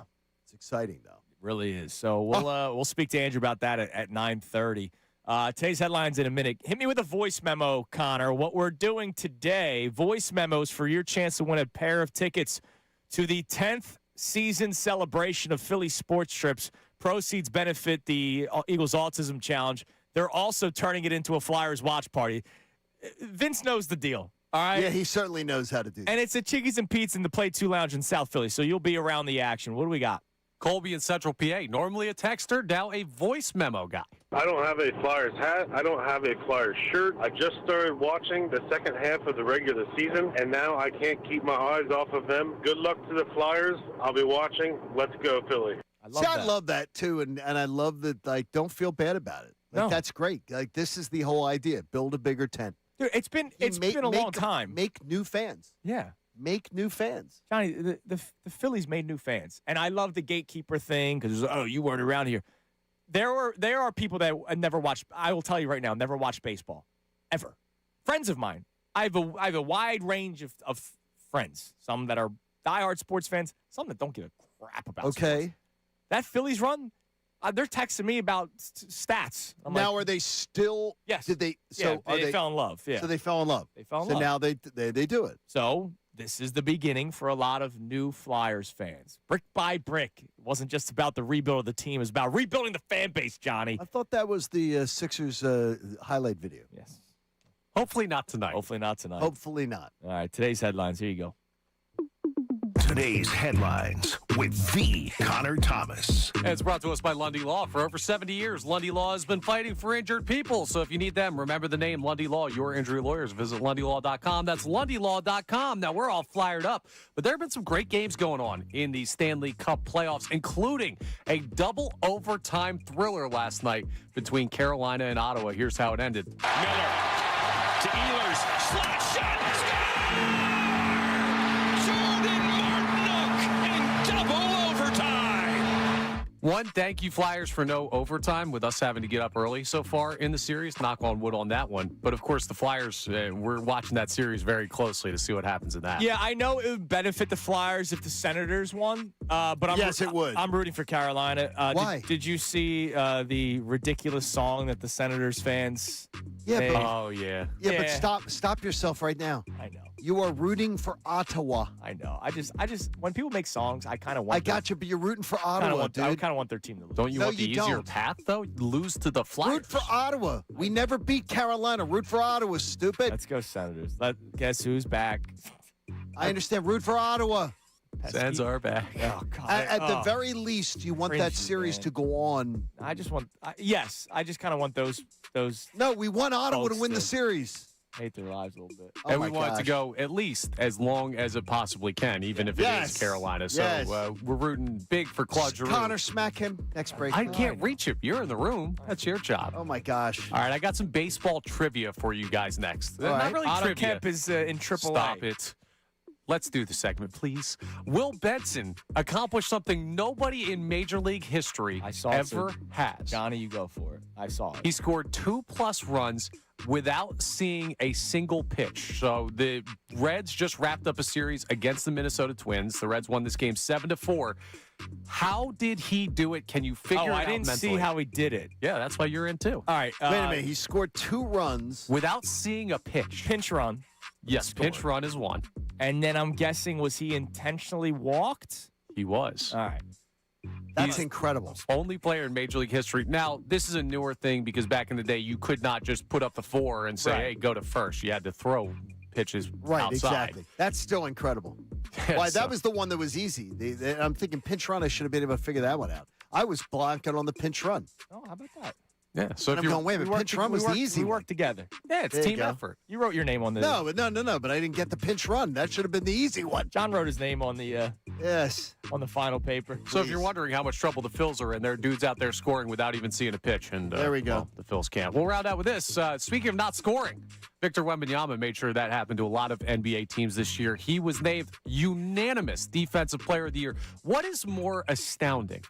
Victor Wembanyama's defensive acumen, or the fact that there's never been a unanimous Defensive Player of the Year in NBA history?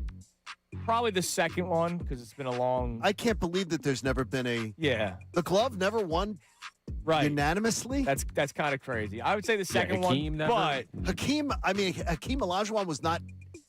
That's incredible to me. But what Wemby does, it's the dude has been everything is advertised. Usually that doesn't happen. Usually the play, like there's something like... By the way, we're also coming off of like the Zion next LeBron, all that kind of stuff. Everything that Wemby has been advertised, it's been real. Everything. No, the way he's he been scores, incredible. the way he can handle at his frame, his defense. I it's can't unreal. believe I can't even begin to believe that has never happened. That's what they tell me. That's crazy. That is crazy. I wonder But if credit to there's- the alien there. LeBron feels that he should have won one. Probably.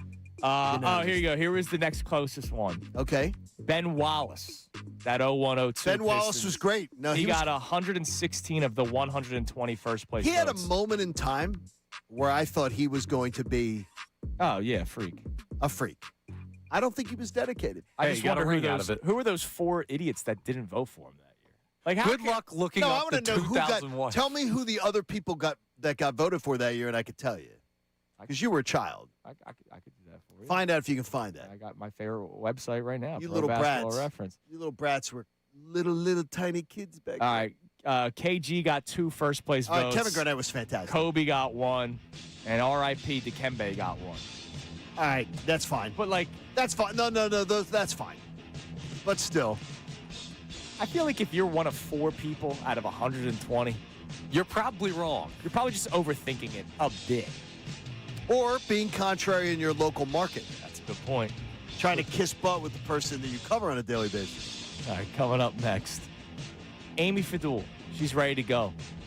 She's holding court with my female students right now. Love that. Amy will be in studio with us for the rest of the show. Your next chance to win $1,000 right at the start of the hour. Also, if you missed it earlier, the Flyers montage. We relive last night's victory, and the party continues in the 8 o'clock hour. It is Kincade and Salciunas here on 97.5 The Fanatic. Now on 97.5 The Fanatic Sports Update.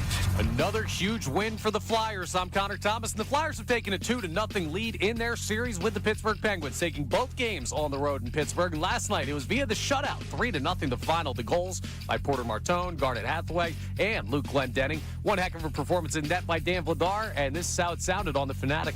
Now to connecting with a shot. Pinball over to the slot. They score! Porter Martone! He's got another one! Martone's got his second in 2 playoff games, and Martone has given the Flyers the 1-0 lead. Ain't this kid something? Ain't this team something? Now the series shifts to Philly. Game 3 is tomorrow night at the Xfinity Mobile Arena. It's going to be a loud one. The Sixers have Game 2 in Boston tonight, trying to bounce back from getting blown out in Game 1. Tip-off is at 7 p.m. You can hear that game live here on The Fanatic.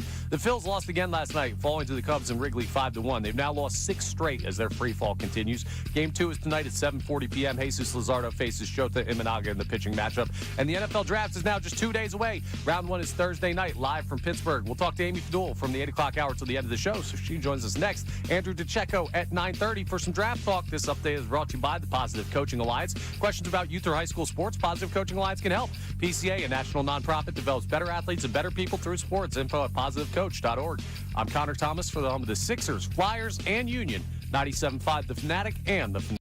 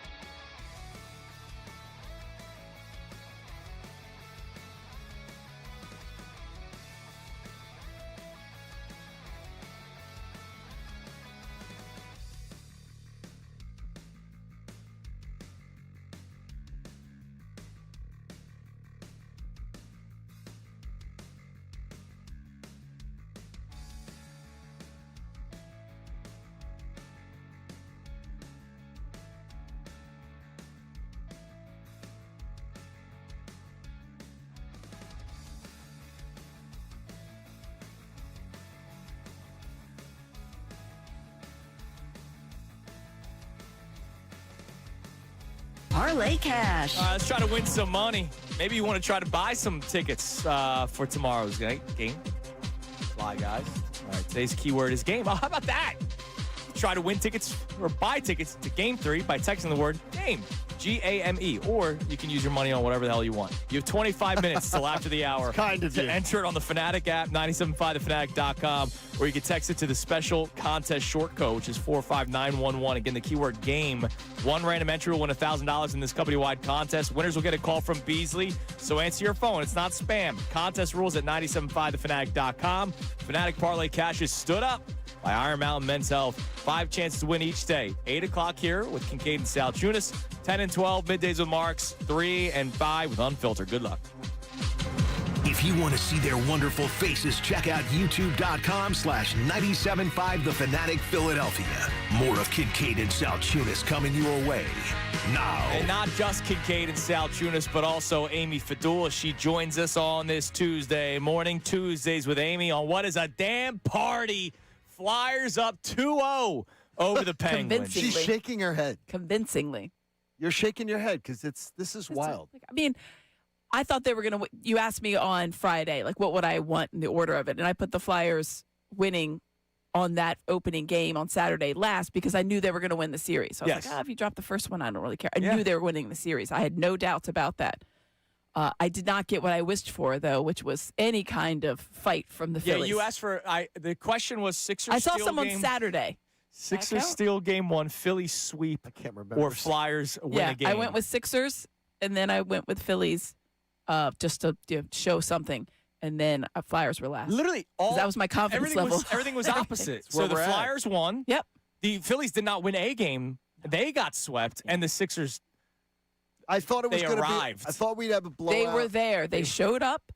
in physical fashion. They wore their jerseys. Some of them showed up more than others. The correct jerseys. They wore the correct jerseys. They had sneakers on. They did. Is Played it basketball? Yeah, I mean, it's like we're in a real good vibe right now. Of an exciting, yes, because we're in one good vibe. One good vibe though. That It's draft week, but it seems to be overtaking. It seems to be overtaking the city. Yeah, look, I don't think many people turned on 97.5 The Fanatic this morning to listen about the Phillies losing again last night. Or let's break down Game 2 of Sixers Celtics. Yeah, I think they put on the Fanatic today to hear the celebration of what was last night. So, Amy, we'll get your thoughts on it. But before we do any of that, I want to relive it with all of you. We want a lot of your voice memos. Again, best voice memo today. We'll get a pair of tickets to the 10th season celebration of Philly Sports Trips. It benefits the Eagles Autism Foundation, but it's also going to turn into a Flyers watch party. It's in South Philly at the Chickies and Pizza and Play 2 Lounge, so you'll be right near the action. You could tailgate at the lots with your fellow Flyers fans before going over to the celebration. So best voice memo, we'll get that. But before we do that, let's hear how it sounded here on 97.5 The Fanatic. All Flyers playoff games here on The Fanatic. This is Game 2 last night in Pittsburgh. Talk to me, talk to me. Talk to me, talk to me. And now the Penguins will control. Crosby face to the left circle. Took a bad angle shot. Oh, Vladar made the save. The net came off the moorings because Vladar hustled to get his body up against that post. And the Penguins come out the center. Can't get it to Mantha. And the Flyers turn with it. Sanheim off the wall and up over the stick of Michkov. Pittsburgh is in. Letang shoots one. And Vladar made that save. Back to the line. Kindle is covering. Kindle shoots just wide of the Philadelphia net. Michkov with a chance to clear. Didn't get it out. Kept in by the Penguins. Turning Anthony Mantha, 33 goals. Took a shot, knocked down. Vladar's got it covered. He doesn't know where it is, but it's blown dead. And the Flyers dodge a bullet as Pittsburgh is buzzy. Martone hurries in on the forecheck. Got it to Dvorak in the corner. He stood up. Martone's got it. Back to Dvorak. He's got Konechny in front. Now to Konechny with a shot. Pinball over to the slot. They score! Carter Martone! He's got another one! Martone's got his second in 2 playoff games. And Martone has given the Flyers the 1-0 lead here in the second period. He is just the second Flyer to score in his first 2 playoff games. Tippett had to be pushed off the puck, but he gains control. Sidesteps a man. He's got Hathaway in front. He scores! Garden Hathaway, short-handed with 5 seconds left on the Pittsburgh power play. And Hathaway's got his 4th career playoff goal, his first goal of this series. And the Flyers take the 2-0 lead. The left point, Gerard sends it back hard around. Crosby out of the right wing corner. Can't pull it off the wall. Raquel gets it to him. Centering pass, and Russ was stopped by Vladar. Now another chance at Vladar, knocked out aside as Pittsburgh's Sam Gerard had a 10-bell opportunity on that rebound. On the faceoff, far circle in the Philadelphia end. Again, Couturier this time can't win it. Pittsburgh does. Eric Carlson shoots one. That hit a body, went to the far corner. Glove there by Sanheim. He couldn't clear on the backhand, but the Flyers get into Couturier. They break out onto the ice. 2-on-1. Couturier gets it in front. Here's Luke Glendening with the empty net. He scores! And the Flyers are going to pull up with a 3-0 lead over the Penguins with just over 2 minutes to play. And the Flyers are going to come out of Pittsburgh with 2 hard-fought wins in the first 2 games of this series. They're going to pull up. Man, I'm telling you. Unbelievable. Flyers win 3-0 last night. They're now up 2-0 in the series. And Amy, for the first time in 8 years, we will get to watch a Flyers playoff game on home ice. What do you think tomorrow night is going to be like? Forget it. Forget it. It's going to be out of control. Forget it. Are you kidding me? That place, the building was on fire the last 2 games of the season, specifically the second to last game because of what was on the line. And to be in there, to feel that atmosphere, it's tangible. And I don't know how else to say it. You have to, anybody that's been down there, I'm talking about any kind of playoff game, Phillies, Flyers, Sixers, Eagles, you can feel energy, like it's a static in the air, right? Even if you're not going to the game, you just kind of like the city is feeling it. And then you get down to the sports complex in South Philadelphia, and it's just everybody is like talking about it. So it's just infectious. And I'm excited that I'll be in that area tomorrow night. Obviously, I'll be at work, but it's one of those games I'll stick my head out for and be like, I know this is not my assignment tonight, but I'm absolutely going to go ahead and take this in. They're doing a cool event outside of the Xfinity Mobile Yes. Arena from 4 to 7 tomorrow. So if you don't have tickets, Which has been like a hot minute since we used to do these like block party type of things, right? I mean, that's even going back longer than 8 years ago. in case people don't know, there's a little block party outside of the Xfinity Mobile Arena tomorrow from 4 to 7, so 3 hours before puck drop. And I'm going to try to stop by. I might bring Coop just to be like, yo, check this is what it's about. This is what it's all is about, what it man. feels like. That community, and that's the best thing about And that is sports. what it does, too, is that for the Flyers, it is mission critical that they build, not that the attendance has been really good, but that this builds a new generation of Coops, a new generation of fans your age, even my age, that just get back into it. If it means somebody going back into their drawer and getting out their Flyers sweatshirt that they haven't worn in 5 years, that's okay. That's okay. Get back into the family. You're welcome. Thanksgiving dinner, you can come through the door. Yeah, this is not the time for people to gatekeep the Right. fandom. This is it. This Come is, on in. you weren't here when they were struck. No one cares. No one cares. Well, Come those on people through. care, but we don't care about Well, them. you shouldn't. You Yeah, should we don't not care care. about them. Correct. By the way, You shouldn't care. I forgot to bring this up Thank earlier. you. So I was telling John, I'm jealous. It's a great thing. It's a great jealousy of kids that are in college right now because they're like living this up right now. Oh, my gosh. And when I was in college, when Connor was in college, it sucked here. Like 12 to 16, I had process. I had, Marlon Bird. I had the Flyers were in 1 year, out the next year, but I didn't get to have 2010. So I mentioned my brother-in-law. He was listening. He texted me right away. He goes, I'm still riding the high of being in college during the 2008 World Series run. But in 2010, every time they scored a goal in any playoff game, they took a tequila shot. Oh, that must have Oh, been boy. That must have been painful the next morning. enjoyable. Well, when you're in college, I would say Nothing. this. It doesn't I would affect say you. this to you, though. And You woke up the next day ready to go again. I would look to every one of you brats, and I say brats as lovingly as I can, is that, yes, you guys did have this long gap, but in that gap where I had crapola fed to me, Mahoney, Right. you guys have had the biggest team in town, the biggest story in town has been completely relevant and completely in the mix the entire time Hell yeah, of your adult life, of your childhood and adult lives. And that's the difference, is that the Flyers used to carry this city. They carried them on their backs for a while. Then the Phillies stepped up. Then the Sixers stepped up. And there was a beautiful time where all of them stepped up. My junior year of high school, senior year of high school, where they all stepped up. They all made the finals of their sport in 1 year. It's amazing. That's amazing. Yeah. That's an amazing thing. By the way, there was a commercial that aired yesterday, for the Flyers tickets, and it showed the cup from 50 years ago. It was a beautiful commercial. And again, I'm watching all these games with Coop, and he's like, "That video looks old." I go, it is. I go, buddy. Daddy wasn't born yet. That video looks old. That's an old video. Those players don't look like they do right now. You think of it though, and I'll tell you, I got a little spooked last night when I saw that it was getting brought up. Jason Martinez from Fox 29 put it out there, and I think of last August when Christina and I rolled into Avalon, and we're like, "Oh, let's go down and get something to eat," because our room was not ready. We went down into Avalon, and she said, "I wonder if we're going to see Bernie."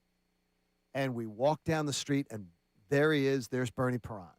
And 2 weeks later, he was gone. And there's a little magic going on with that mask, with those 3.8% shirts, which, by the way, if they aren't selling them, they should be selling them. Absolutely. And I hope that tomorrow night. I mean, someone will sell them. Oh, the guy outside on the corner is one. That guy's already made them? No, I'm hoping in the place where you do business every day, I'm hoping that they would be on the racks tomorrow night. I'm hoping that they would be there. There's something spooky about that mask. Or maybe it's on the chairs when you walk into the building tomorrow. The Bernie mask this year, there's something. Because they've got that shirt that says "Believe" with the mask on it. Yeah. There's something loving. There's something very loving about it, and everybody in this fan base love Bernie, but there's something spooky about it. And Beautiful guess what? spooky, Stay there. though. Beautiful. Oh no, it's a great spooky. All right, let's get some voice memos. 610-632-0975. We can check the text line too, the Davis Honda text line. But Amy, we put out a call for people today. So you were here last Friday. We had Yes. that guy Zach that left just It was basically just frothing in the mouth. I don't think he even made sense with anything he said. He was just, and it was a go Flyers. But that's what we want. Exactly. And tomorrow morning, Amy. Oh, yeah. We have a pair of tickets to give away for tomorrow night's How about game. that? What? So you have to be a part of this tomorrow. So use today as sort of like your warm-up. And for some of us who are not so great with technology, you can learn how to do the voice memo today. Do a couple practice rounds. What do we got, Connor, on the Davis Honda voice line? All right, so we have a check-in here. Let me see the name on this one. This was Josh the beer guy giving us a voice memo. Flyers, Flyers. Let's go. Terrible towel? Nah. Let's get Sid Crosby a terrible tissue and dry away his tears. Flyers in 5. Damn right, man. Terrible I'm tissue. all for that. Dude, Crosby's feeling it, dude. Crosby looks beaten mentally. He looks beaten mentally. He's been around a long time. He may see what's happening right in front of him. Several cups. Yeah, I don't he'll know be that I'm going fine. to count him out ever. No, I don't wanna appreciate count him that out. gentleman said Flyers in 5, which means the Penguins take one here. He said Flyers in 5. So you want Flyers in 4. What do you want? We want the 4. Hey, you could take Christina to the Christina's closeout going. game. Christina's going Saturday night. I can already tell you, her first time watching playoff games, she's finding it agonizing.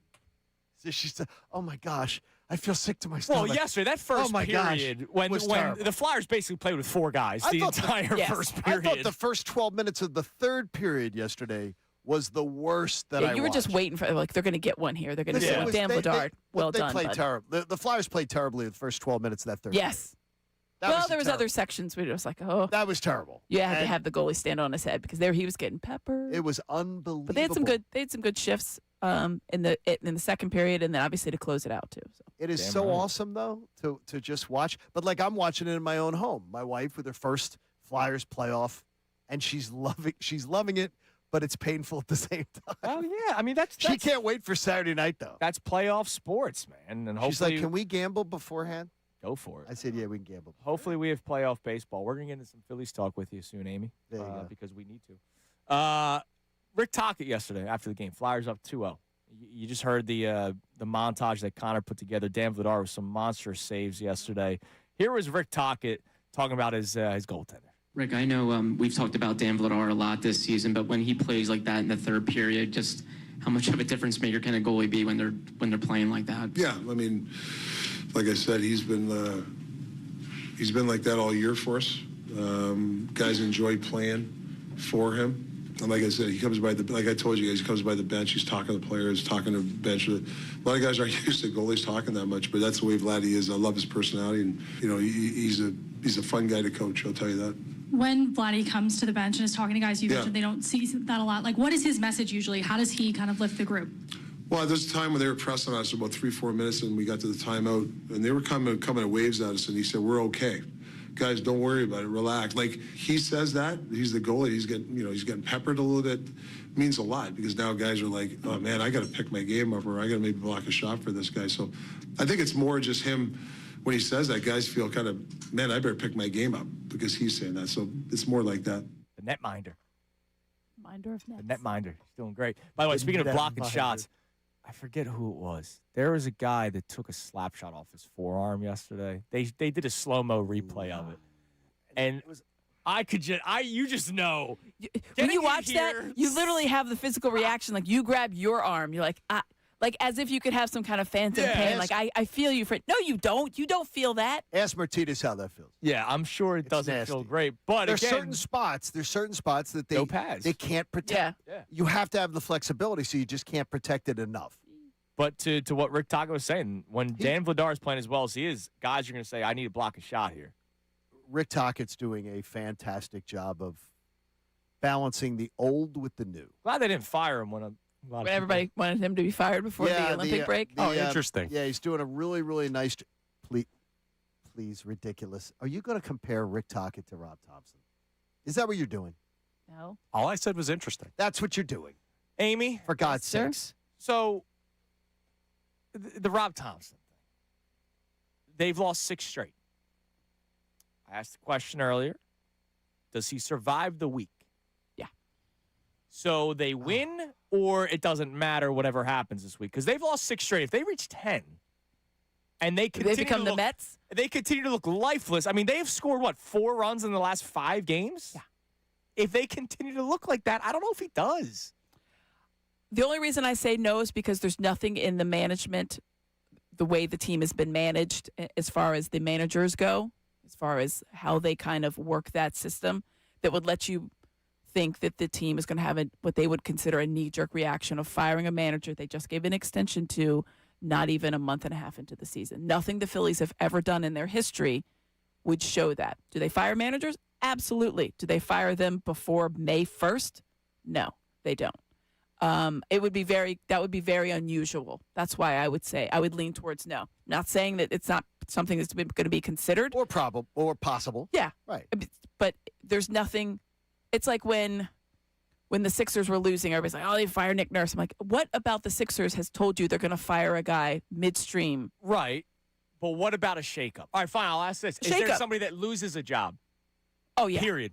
And Kevin Long's obviously the next guy. Does somebody lose their job by the end of this week if it continues to go this way? They've lost 6 straight games, and they have scored a total 1, 3, 4, 0. That's 4, 6 runs in the last 5 games. And they're all in like 1 inning. Yeah. Right? And it's Kyle Schwarber hitting a home run most of the time. Or Felix Reyes. That was the game I was at, and I was like, they're really going to lose a game where they didn't give up a single earned run? Yep. Amazing. Watch that with my own eyeballs. Yeah, I would think there has to be some kind of shakeup, and not just the lineup. I think there has to be something done, whether it's a demotion, it's a letting go of somebody. I just feel like the front office, though they're not inclined to be like, all right, we're going to fire the manager only a month into the season. I think they would consider the fact that things are slipping away this early. And I don't think you can lose the division or win the division on April 21st. But you can certainly put yourself in a position to do that. And the way that the Phillies have started, there's not a sign that it's like things are going to get better. See, I think you can lose the division in April and May. But you can lose it in May. I don't think you can lose it in April. But I think you can miss the playoffs. Yeah. Like the thing is, and that's the key, is like I say to everybody, the Mets left London, I believe, 10.5 games behind the Phillies in 24. But when October came, June. But when that was mid-June. Yeah. But when the playoffs came around, they beat the Phillies. But they had no chance to win the division. They were getting clubbed. Right. And they were getting clubbed early that year too. Well, they were getting clubbed like a baby seal. I think that's like right now.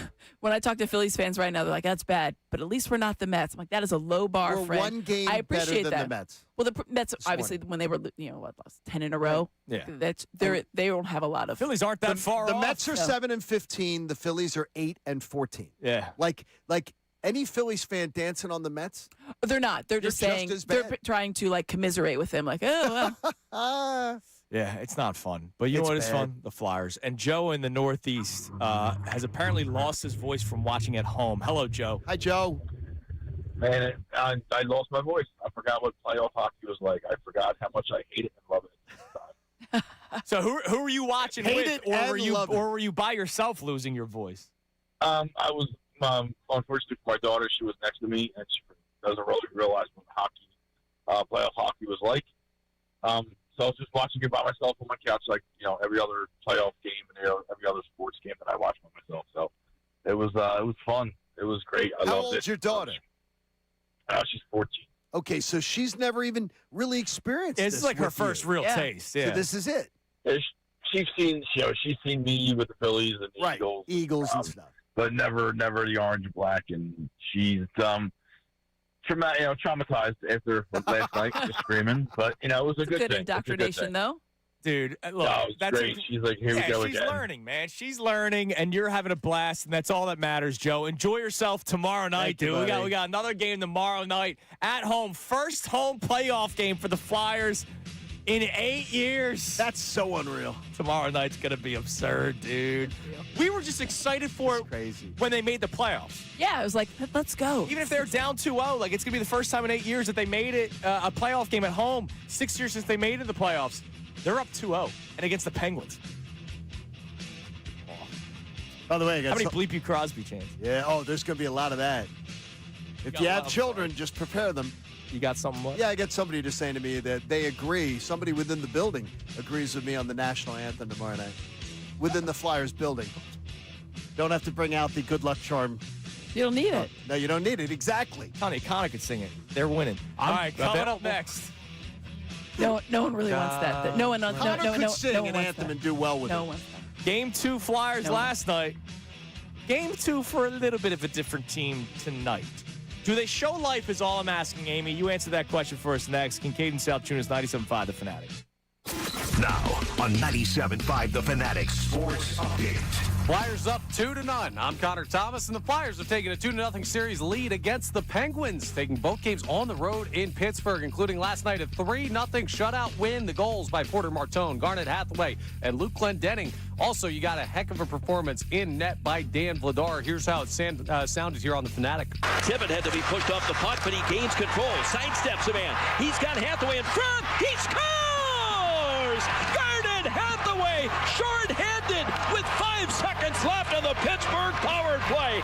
An incredible effort by Owen Tippett there to set up that goal. And now the series shifts back to Philadelphia. Game 3 is tomorrow night at the Xfinity Mobile Arena. It's going to be wild. The Sixers have Game 2 in Boston tonight, trying to bounce back from getting blown out in Game 1. Tip-off is at 7 p.m. You can hear that game live here on The Fanatic. The Phils lost again last night, falling to the Cubs in Wrigley 5-1. They've now lost 6 straight as their free fall continues. Game 2 is tonight, 7:40 p.m. Jesus Luzardo faces Shota Imanaga in the pitching matchup. And the NFL Draft is now just 2 days away. Round 1 is Thursday night, live from Pittsburgh. Amy Fadul will be with us for the remainder of the show. Anthony San Philippo of On Patterson joins us at 9:05 to react to the first 2 games of the Flyers series. And Andrew DeCecco joins us for Draft Talk at 9:30. This update is brought to you by the Positive Coaching Alliance. Questions about youth or high school sports? Positive Coaching Alliance can help. PCA, a national nonprofit, develops better athletes and better people through sports. Info at positivecoach.org. I'm Connor Thomas for the home of the Sixers, Flyers, and Union. 97.5 The Fanatic and the Fanatic app.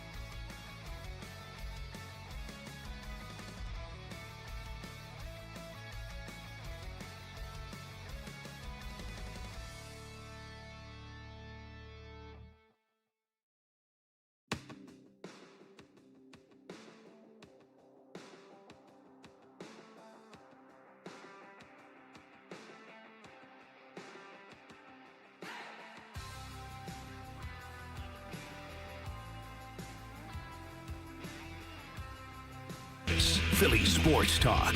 97.5 The Fanatic and the Fanatic app. Game 3 tomorrow night here on 97.5 The Fanatic. You can listen on the app as well. You sure can. In case you were wondering. You can watch the show on YouTube, listen on the Fanatic app. You can listen on the old-fashioned radio. But if you're listening to the Flyers game tomorrow night, you can listen live on the Fanatic app as well, which is great. You can also listen to tonight's Sixers game live right here on 97.5 The Fanatic. On the app? Good question. NBA rules a little bit different. I don't know if the NBA is the same rule. See, you ran the board for so many NBA games. Well, we used to have to kill the feed. I don't know if rules have changed. See, now those that I'm questions have to be answered. Now that I'm a big host here at 97. Yeah, you're a big timer. I don't know those rules anymore. I can't be bothered with that. I can curse. Connor's the guy that dumps it. I can do whatever the hell I want. You're on your way. You're making it. You know what? Just for that, I'm leaving it. You're on your own the rest of the day. Thanks. All right, before we talk about tonight's Sixers game, game 2 tonight, I want to go to a call. See, the beauty of me having the call screen in front of me and John doesn't. John has no idea. Oh, yeah, that's right. He has no idea. John has no idea who's on the line. Oh, I see it. Okay. And I don't want to. No, but this is exciting because it tells me that you did your job, John. Really? Yeah, sometimes we got to recruit listeners, too. All right, good. Let's go to Tom from the Wawa in King of Prussia. Oh, my gosh, it's Tom. What's up, Tom? My man, Tom. Guys, He's so excited right now. Tom, what's going on, Tom, my man? I'll be honest. Sometimes I feel like John makes up stories, so I don't know if these people are real, but apparently you're Tom real. from the Wawa and KOP, listen. baby. Listen, Andrew, first of all, I watched that when I came home, and I want to say hello to you because I saw you said hello to me when John was talking. Damn right, hello. And I think Amy's there. Is that Amy there? Yeah, it's Amy, too, yes. Amy, we met at the Wawa, too. Yeah, we I don't know did. if you remember, I was behind we the did. deli. That's right. Yes. Anyway, long story short, John, I want to thank you. I came home that morning, and my son looked it up on YouTube, and you told me you were going to talk about it. And, I told you we were going to run them old guys into the ground. You did. You said they're going to run them out of the building. I've showed everybody. My son has brought that up on YouTube. I have it in my phone. I've shown everybody. It's been great, man. Well, we appreciate you. And I mean, I haven't called the radio since the Buddy Ryan days. You sound I it, had too. to call. Honestly, I want to thank you, man. It was great meeting you, and I'm hoping that you have a traffic delay again, and you got to come that way, and maybe we'll see each other again. I'll stop in more often. I'll come down that way more often sometime. And look, you're one of the few Bonner guys that I'm willing to tolerate. I feel the same. I feel the same way. Like I don't want to say where you went because I don't want to embarrass you. Bonner and O'Hara people, we don't usually mix, but that's great though, man. You're I just bringing wanted it, baby. to call. I was going to try to call the other day, but I wasn't sure of your format. You know what I mean? Like, we if love you it. were taking calls. Dude, call whenever. Thank you, buddy. Yeah. Can you hit me with a hoagie and a water before you get out of here? You guys come see me anytime. I'll take care of you. You know what I mean? Take care. We'll look forward to seeing you, buddy. He missed Yeah. the Good old time. Thank you, buddy. He's You wanted definitely to say a hoagie and water. Hoagie and water. Dude, he that guy. As soon as I heard it, I was like, oh, wait a minute. I've talked to this guy at Wawa. Yeah, I met Tom the other morning, and it was so That's not my cool. usual Wawa, but I have been known to go to that Wawa in King. At it's 4:25 in the morning, 4:30 in the morning. You're walking into the Wawa. You got that energy, and here's Tom. He's like, hey, how's it going? Got that energy. He's good stuff. Good Wawa, stuff, Tom. Wawa. This is the kind of man that's a brand ambassador that brings people in. Hell yeah, man. Tom is one of those guys. Good job. And I'll tell you, it was awesome. And it's funny is because he knew Amy too. By the way, did you see the video? I don't know if it was the Flyers who posted it after the Game 1 win. Kendall, she works inside the arena. Okay, does yeah, some sure. Of some of the digital Kendall stuff. Slewicki, I think it's Skalicki, yeah. Skalicki. Thank you. She was outside of Xfinity Stateside Live after Game 1. And I hope she had a bodyguard. She went microphones. We did that, yeah.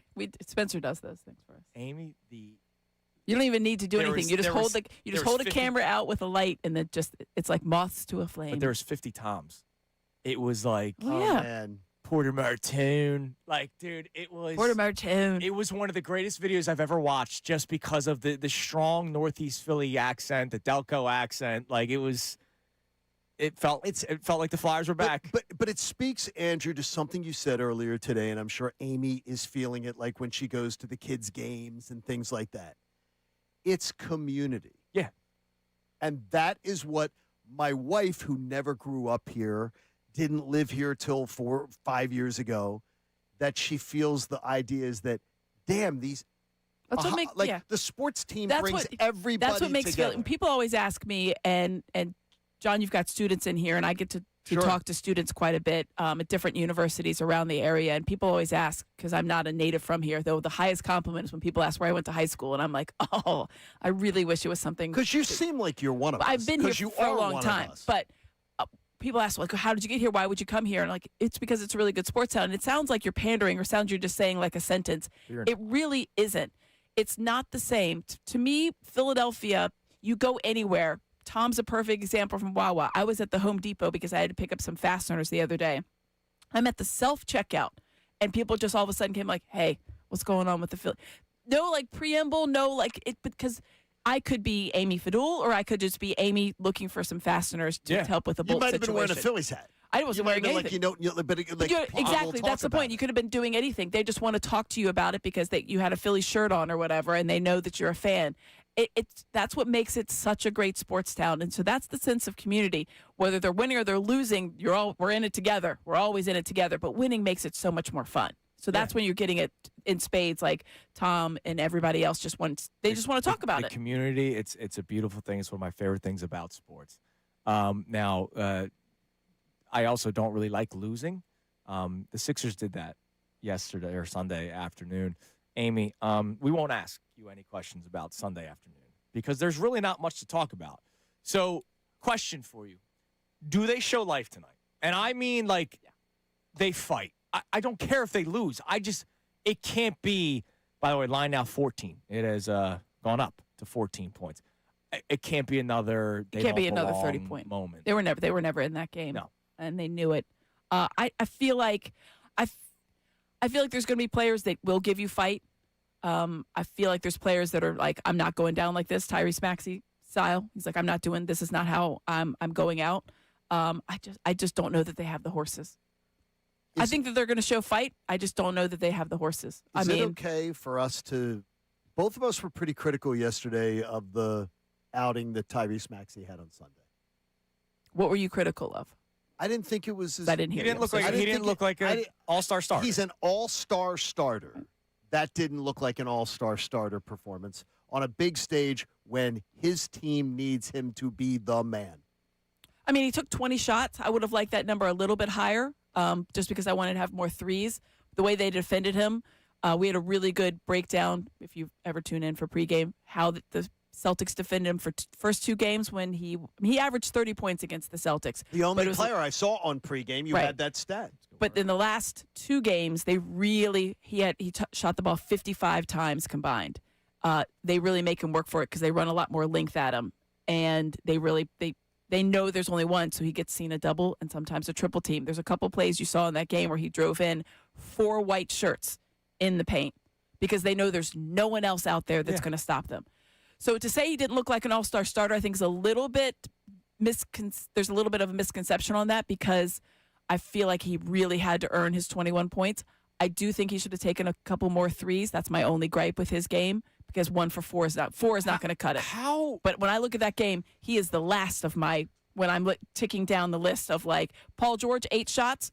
That's absolutely ridiculous. Yeah, that's bad. 8 shots, 2 threes. That's absolutely malpractice. I pointed that out yesterday. 2 threes. 2 threes he took. Now how? Now look, I know I try to be as fair to Nick Nurse as possible because like, what are you gonna do, right?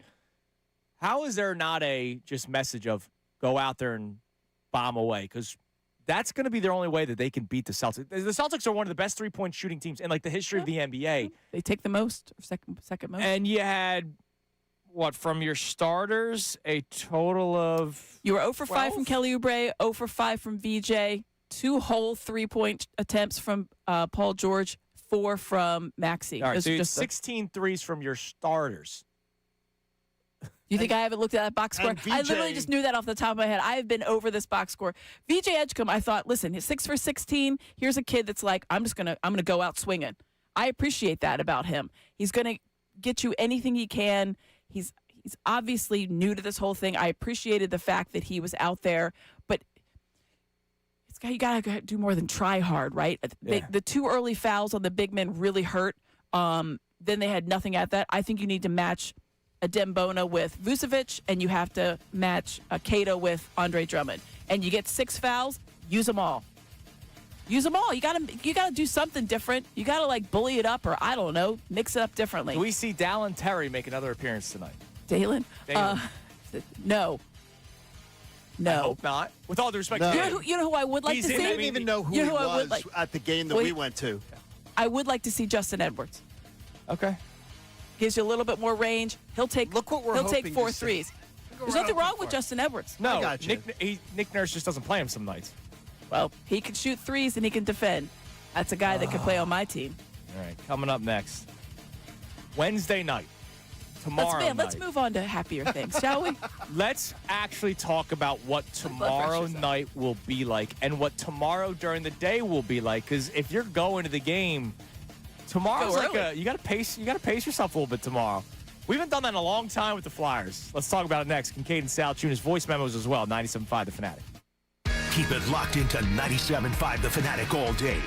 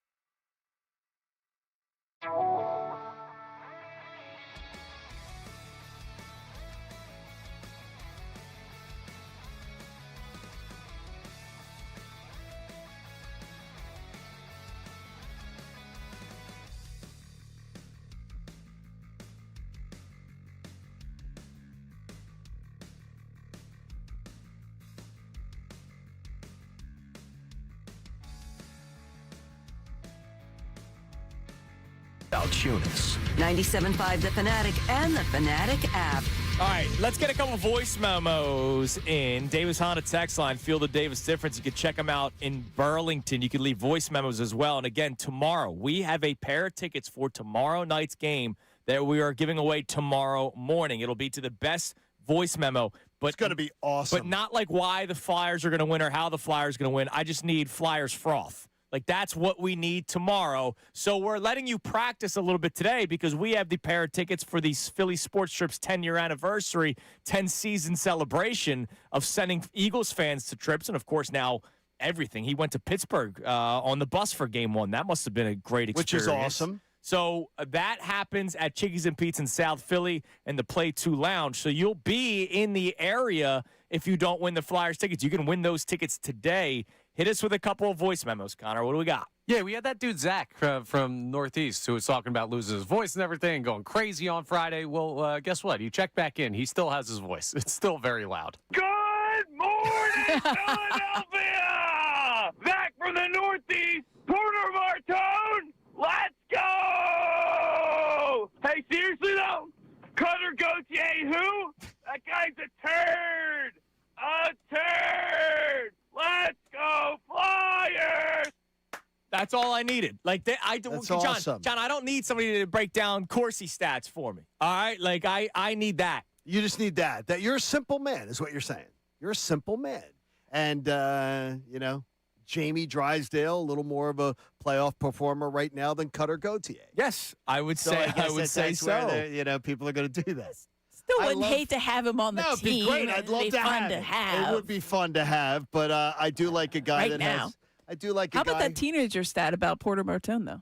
First ever. Like ever. I checked that. I was like, oh, they mean in like Flyers history. Like, no. Ever. They mean ever. They mean ever. Well, think about a game-winning goal. This is awesome. That's what makes Which is amazing. Yeah. And he sounds like he's 30. He has he's ready to go. He's like an old man. I'd love to just talk to mom and dad, just because that kid was raised right. Because he just seems like he's been raised, or he's just known for the last 5 years that this is where those guys have been. He's ready to go. When you've had those expectations on you at that level, listen. Have you ever heard Macklin Celebrini? Oh yes. Seriously, yes. You know what I mean? These are players that have come up with a certain kind of expectation. You will be the star of your team. It doesn't matter if you're 19 or 29. And so I feel like you have that with him. Like, he says things. Yeah, he still sounds like he's young, but the way that he carries himself, the way that the methods that he talks about things, and whether it's the game or his preparation or whatever, you're like, wow, how long have you been in the league? 5 minutes? Amazing. But they've been expected to do that. The Porter Martone face when he scores seems like he's 15. Yeah. Like the face. Yeah, he still has a baby. Well, he's not that far off from 15. No, but I understand. I understand, but the face that he makes is so much like he's he's a Literally a teenager. 15-year-old that he just scored a big goal, not scoring it in the Stanley Cup playoffs. By the way, Papa Martone, drafted by the Buffalo Sabres in the 1996 NHL draft, but unfortunately never made it to the NHL. So there's some blood. See, there you go. The blood's there. All right, tomorrow night. So tomorrow's going to be painful. Like, you're going to want to wake up and it be game time. Correct. And we have to wake up so early that it's going to be a long, long day. Yes. But tomorrow's a day where you try to do anything Flyers. Like, tomorrow's hype up day, dude. Like, Connor, you got to have all the highlights ready. We got to have all the songs ready and ready to go, because tomorrow's going to be a freaking party. I really do want to make it down to the block party outside of the Xfinity Mobile Arena, just to feel the energy, feel the atmosphere a little bit. And I'm going to be jealous of everybody that's there that also has a ticket to walk into the building. Yeah. 8 years since we've seen a home playoff game in Philadelphia for the Flyers. 8 years. Oh, it's unbelievable. Connor, what will you be doing tomorrow night? Because, Amy's got the Phillies, but she'll also be paying attention to the Eagles. I'm not doing Phillies tomorrow. What's tomorrow? I'm doing Birds Huddle. Oh, Birds Huddle. So I'll be done early. So if you think I'm not sticking around. Then you're good to go. All right. And then, John will be home. I'll be home. Remember I had the early speaking engagement, then home. You'll be fine. It's the quickest speech you'll ever make. What do we got, Connor? What's the Connor Thomas game plan for tomorrow? So last night I went over one of my buddy's apartments, got the boys together, we watched the game, and you got to run it back. You won 3-0, so I'll probably be back over there getting all geared up for the game. So same place. You're not going to go to a bar this time. No, you know what? I did not. Little disappointed. The drinking schedule did not plan for a Flyers postseason run. I didn't factor this in. Stuff? Oh yeah, you got to prepare. If you're going to be going out, you don't prepare out, for your flight. Well, I prepare for the flight of beers that I'm going to be drinking during postseason games. What's this flight thing? Don't do an inside joke to the audience. What's the flight thing? You never had a flight where you get not preparing for his. No, he flight. just that's just. I remember that from when you went to the bachelor party. Connor packs 5 minutes before. Okay, well then let the people know. I'll be back. Packed 5 minutes before his flight. But no, I'll be going over to my buddy's apartment, be hanging out. It's wild. The last time they played in Philadelphia, I went to that game. And the coolest thing that happened in that game was I was underneath the big flag they roll out across the stands. I was underneath it for the anthem, and that was it. And then the game sucked, and then they got bounced, and it was over. Right? You're not excited about being under the American flag at the Xfinity Mobile Arena tomorrow night. You're excited to watch this team play damn good hockey and hopefully take a 3-0 lead over their rival. Listen it's to Connor. Totally different. Listen to Connor. Let's go. Connor bringing the energy. All right. You know who's going to bring the energy? Now, I kind of feel bad going to this call because, is Johnny Marks going to come after me? Oh. Why? Well, you'll see why. I almost feel guilty. Hold on. Wait a minute. No, that doesn't work that way. Bring him on. It's Herb in the Northeast. Now, Herb, look, man, you're Johnny's boy. I can't take you from him. Calling in early. Maybe. Hello. Hi, Herb. What's up, Herb? What's up, dude? Look, I really appreciate your call, but I'm afraid Johnny Marks will come in. I want to talk to Amy. I got something to talk to Amy about. That makes sense. Okay. Go ahead, Amy. Ask Amy anything. There we go. The floor is yours, guys. Go ahead, Herb. Amy. Yes. Sir. Last week, were you in the car with Ruben Amaro? Did you see? Yes, when we went over for our ballpark show. Yeah. Yeah, over to the ballpark. Yeah, and I was looking straight, and I saw Ruben. I didn't realize. I knew there was a girl sitting next to him, but wasn't really, my eyes were going straight ahead. So Are you calling to apologize for not saying hello to me and you said hello to Ruben? Yeah, well, I saw Ruben. I mean, I know Ruben. I can see Ruben 100 feet away. You know what I mean? I know that face. Yeah. You know what I mean? But Ruben gets a special parking over at the ballpark, and so we had a ballpark show last week. Right. As a former general manager, I would imagine he has that. And so he was nice enough to give me a ride before the show. We went to the ballpark. Former GMs get special parking spots? You saw me riding around. And also members of the broadcast team. Around. Hey, Herb, who are your top 3 favorite Flyers of all time? My favorite Flyers? That's hard. How about one? I would say Bernie Parent. Good one. I would say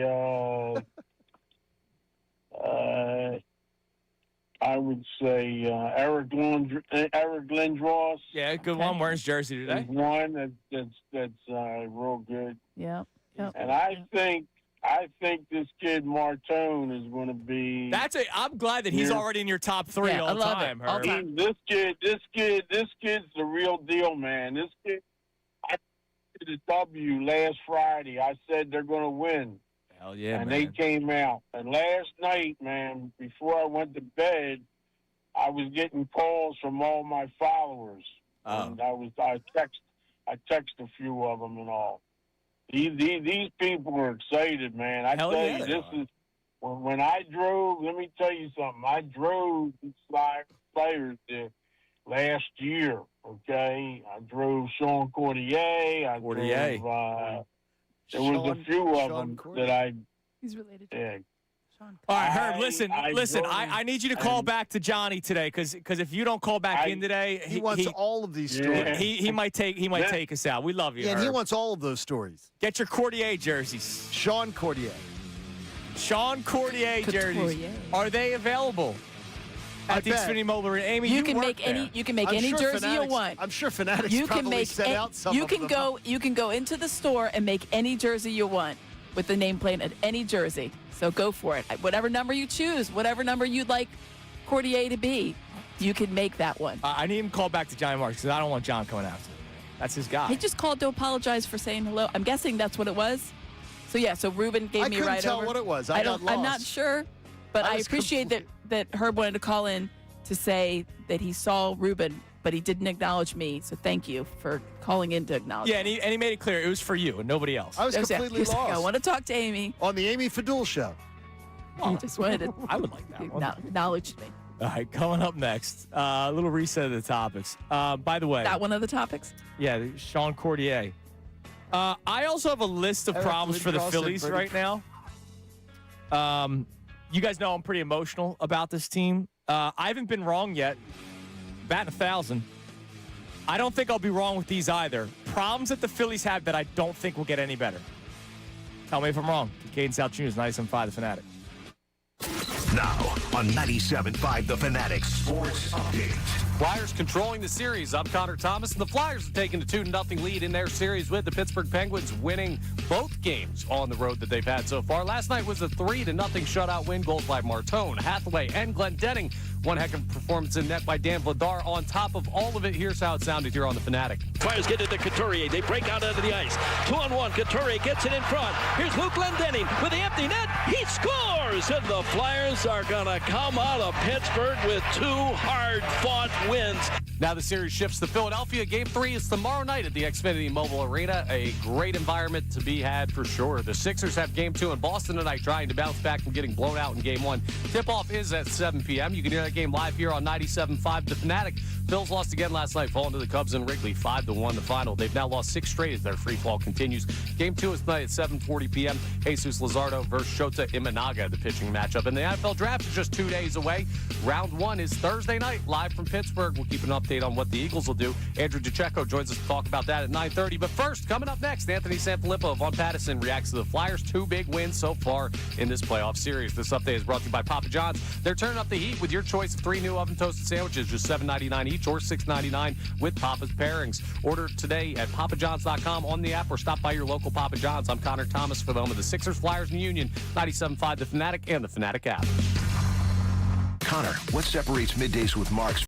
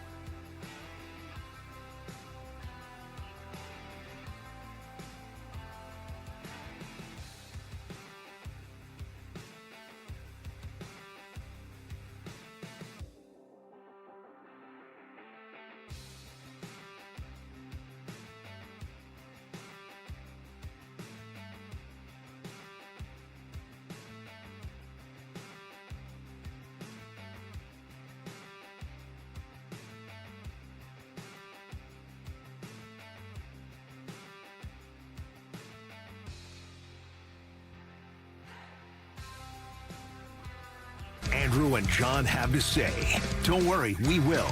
But first, let's hear what they got into earlier today on Kincade and Salciunas. Horn me up! Give it to me! Oh, my God, they did it again, Johnny. The Philadelphia Flyers in Pittsburgh, Game 2. And not just a victory, but a shutout win, beating the Penguins 3-0. Happy party day. It makes no sense how quickly 1 month, 1 month and a half changes everything. Yeah. But it's freaking awesome. And what's even better about today is they played much better Saturday night, and they won 3-0 last night. But the Flyers, they gave up almost twice as many shots. They were playing a lot looser. It wasn't the same game. You had a desperate Penguins team. And they won 3-0. And Dan Vladar was just more outstanding. This is an incredible story. And they're coming home 2-0. They're coming home with a stranglehold in this series where you split the next two. They're feeling great. Absolutely. They're feeling great. Dude, tomorrow night at the Xfinity Mobile Arena, it is going to be absurd. Now back to the show. All right, we are going to be joined by Anthony San Philippo here in a minute. He's taking the train ride back from Pittsburgh. I love that ride, by the way. Can't wait to hear like the inside perspective on how dead it got in that building when the Flyers made it 2-0. When Hathaway scores, we talked about this earlier, Amy, after we started off the show by saying "horn me up." That was good stuff. I laughed. When Hathaway scores to make it 2-0. When they are down a man, like if there's a moment where, like, let's say the Flyers in 4, Flyers in 5, and we talk about the Penguins died, I think it was that moment. Yeah, when the souls left their bodies. Backbreaker. They're on the power play. John mentioned it. Sixth best power play in the NHL. And the Flyers to have a mediocre penalty kill, like 22nd, I believe, in the league this year. Mediocre, below mediocre. And to be able to shut down their power play the way that they have, it's been incredible.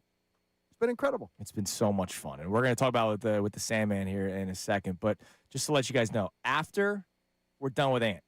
Right. I have a list. I wrote down everything. Oh. Of issues with the Phillies that I believe will not get better.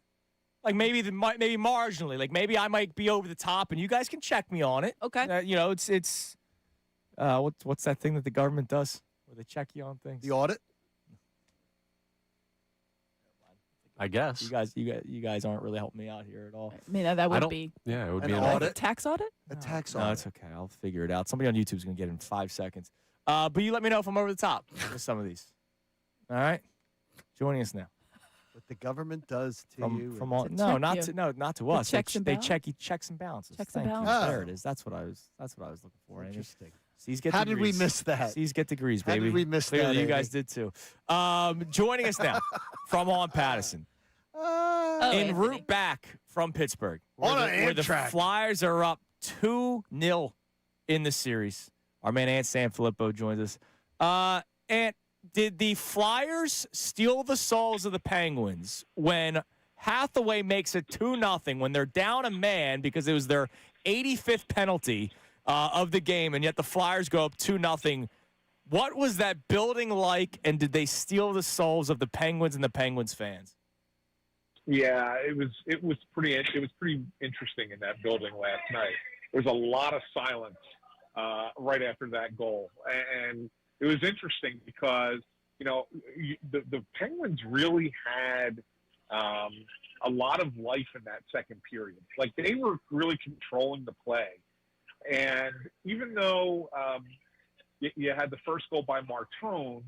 Like that was nice. That comes out of a timeout. They get the goal. You kind of have a little sigh of relief. But then right after that, Pittsburgh picks it back up again. They get the power play, and you're thinking they're going to tie this thing, right? And then that happens, and it was just like it sucked the life out of the building.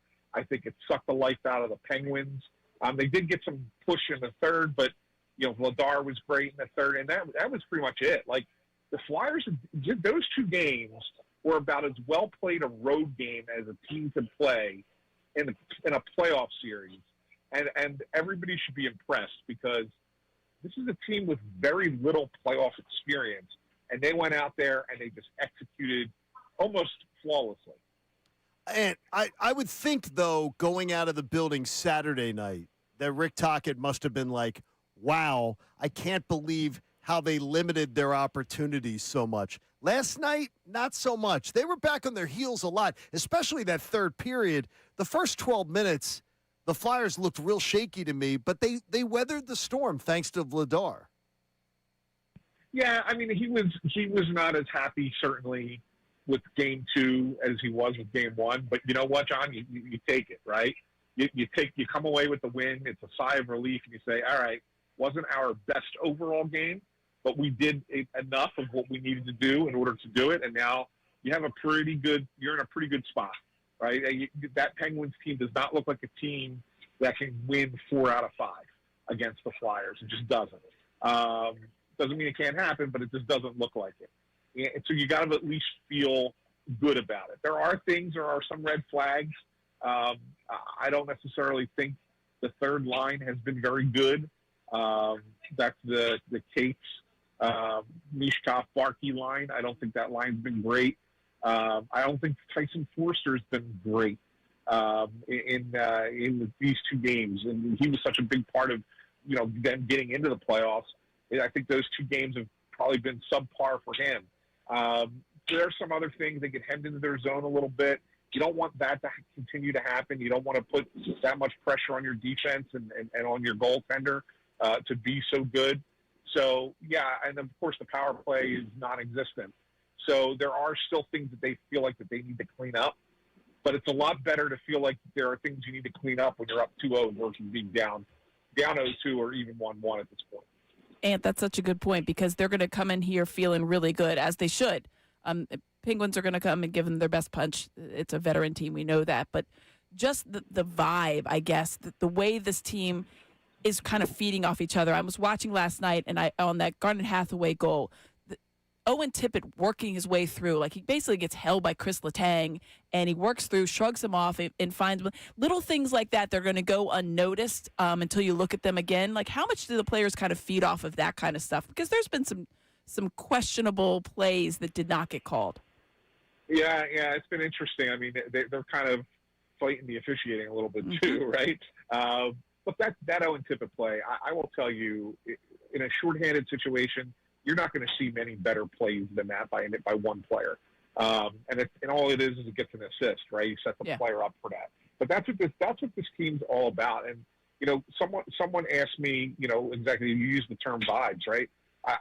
That someone asked me what the vibe in that locker room is like, and what I can compare it to, for recent memory and for people that might pay attention to this kind of stuff, is 22 Phillies, right? When that playoff run began. I'm not saying the Flyers are going to go to a Stanley Cup like the Phillies went to the World Series, but it was that kind of same connected energy in that locker room that Phillies team had in their clubhouse in 2022. And they all are playing for each other. They all believe in each other. They're very close, very tight-knit. And that matters. Like, people think, we talk about culture a lot in hockey. It's kind of become a taboo word all of a sudden. But it matters. The intangibles in sports matter, maybe more so in hockey than any other sport. And I don't think anybody expected this when the season started, but let's focus on Dan Vladar. What was some of the things that you were hearing, that you were saying when they first made that signing? You're like, all right, here's a body. And what is being said now about the goaltender for the Flyers? Yeah, you're right. I don't even think they expected what they got out of Vladar this year. When he was signed, what my expectation was, and then it was confirmed by people that I talked to in the organization, was this is a veteran goalie, got some experience in the league. He's going to come in and be a stabilizing guy and can certainly be a good backup, and maybe push Sam Ersson a little bit for some playing time. That was kind of all they were really hoping for. They weren't expecting a lot more than that. But the one thing that they liked about him when he was in Calgary was, Calgary had a young goalie last year in Dustin Wolf, who had a great year in 24-25. But the Flames did a nice job protecting him. And so Vladar would always get the tough assignments. And what I mean by that is he would always play, the top teams. He would always play on the second of back-to-back nights, or third of 3 and 4. So he was always getting the tough assignments when the team may not have been at their physical best. So even though his numbers may not have been jump off the page, they were still pretty darn good for a guy being put in those situations. And so the Flyers were hoping that that would translate. Did it ever? I mean, if you include the playoffs, last night was the 35th time he's allowed 2 goals or less in a game this year out of 52 starts. That's pretty incredible. Or 53 starts. That's pretty incredible. That's a really, really high number. Only Andrei Vasilevsky, who's probably going to win the Vezina, had more. So it just tells you how important he's been to this team. And the funny thing is, if you take Dan Vladar out of the mix, the Flyers are a lottery team. And now with Dan Vladar in the mix, they're 2 wins away from being in the final 8 teams in the playoffs. Like, that's how important a goalie can be sometimes for a team. How much do you think whatever happens, should they advance out of this round, could potentially affect the summer plans? I don't necessarily think it's going to affect it much at all, in all honesty. I mean, look, the expectation level is going to go up, right? I mean, when you have a fun ride like this, no matter where it ends, there's always going to be a thirst for more. And so the expectation level is going to increase. But I don't think that, you know, the one thing I think about Danny Briere as a general manager is I think that he has shown patience. He has shown an ability to not let the emotion of the moment, you know, get the best of him. He hasn't traded away a guy too soon, or he hasn't made a rash move to bring somebody in to try and help the team. Most of the moves that he's made have worked out. Most of his trades he's won. Most of the free agent signings that he's made have helped the team. So, like, I think I look at Briere and I think he's going to do this. He's going to do the same thing. He's going to do the same thing going into next season, regardless of how this season ends. Do I think he's going to try and improve the team? I do. I think that I don't think that they are naive to the fact that they still have some flaws and some needs, including on top line center, where you're going to find one of those. But I do, and maybe a top pair defenseman. But they're not, you know, they're not going to go crazy and sell the farm to get those guys to try and win right away. They're going to take the right path and the right course of action, because this is a young, talented team. There's a lot of youth that's going to be served on this team for the future, and I think that they're going to grow really well, and I think, you know, they're going to go get the players that they need when they need them without overdoing it. If that makes sense. And it's been 8 years. 8 years since that building has seen it. What do you expect tomorrow? Well, let's put it this way. I thought that building was going to be nuts to begin with. But it didn't matter what the result of the first 2 games was, right? They could have been down 0-2. That building was going to be insane because, in all honesty, it's the first playoff game in front of fans since 2018, right? So it's been far, far too long. And in a lot of ways, I was kind of thinking of it like, okay, go back. I'm going to make the Phillies comparison again. Go back to 22 when they had that first game against the Braves and the Rhys Hoskins bat spike home run. Like, that game was off the chain in Philadelphia. But now you bring the Flyers back up 2-0 against the hated rival Penguins. I don't know if I can even put into words the level of excitement and intensity and craziness that's going to be going on inside Xfinity Mobile Arena on Wednesday night. It's going to be something else. It's going to be something to behold and something we'll probably never forget. And you're the man. Enjoy the rest of your train ride back home. And Wednesday night, like you said, it's going to be crazy. I didn't know he was a trainsman. I love the train. So I'm glad to see Ants in that.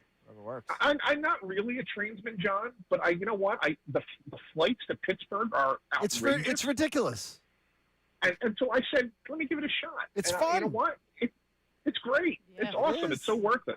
I love it. Yeah. Good man, Ant. Keep up the great work. We'll talk to you about the Phillies next time, okay?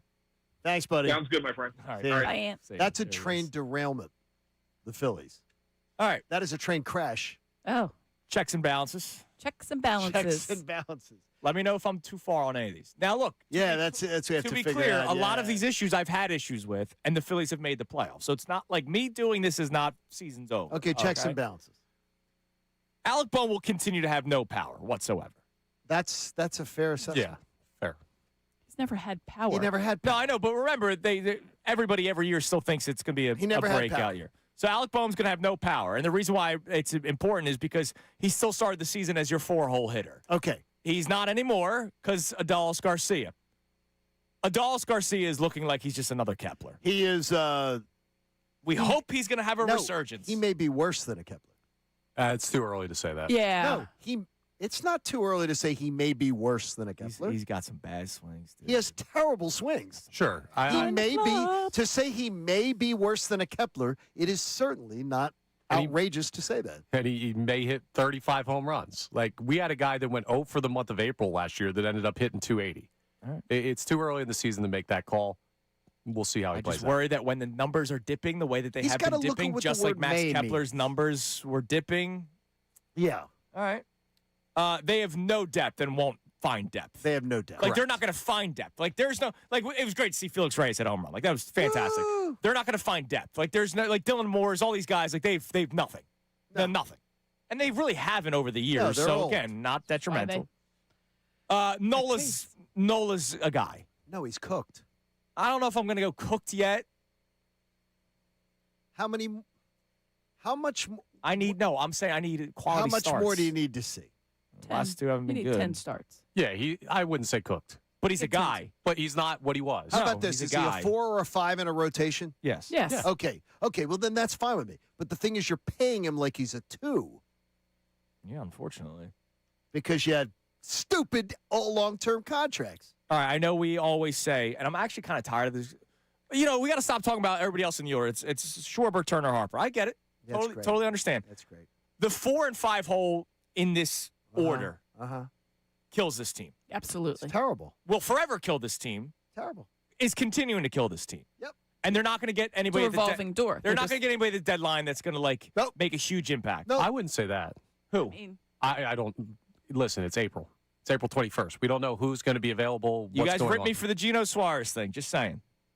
He'd be much better than Alec Boehm. Yeah, you weren't going to play him at third. But You can't play him. He's playing third for the Reds. He's playing third base. This team's defense can't get any worse. Oh, their lineup might not be able to get any worse either.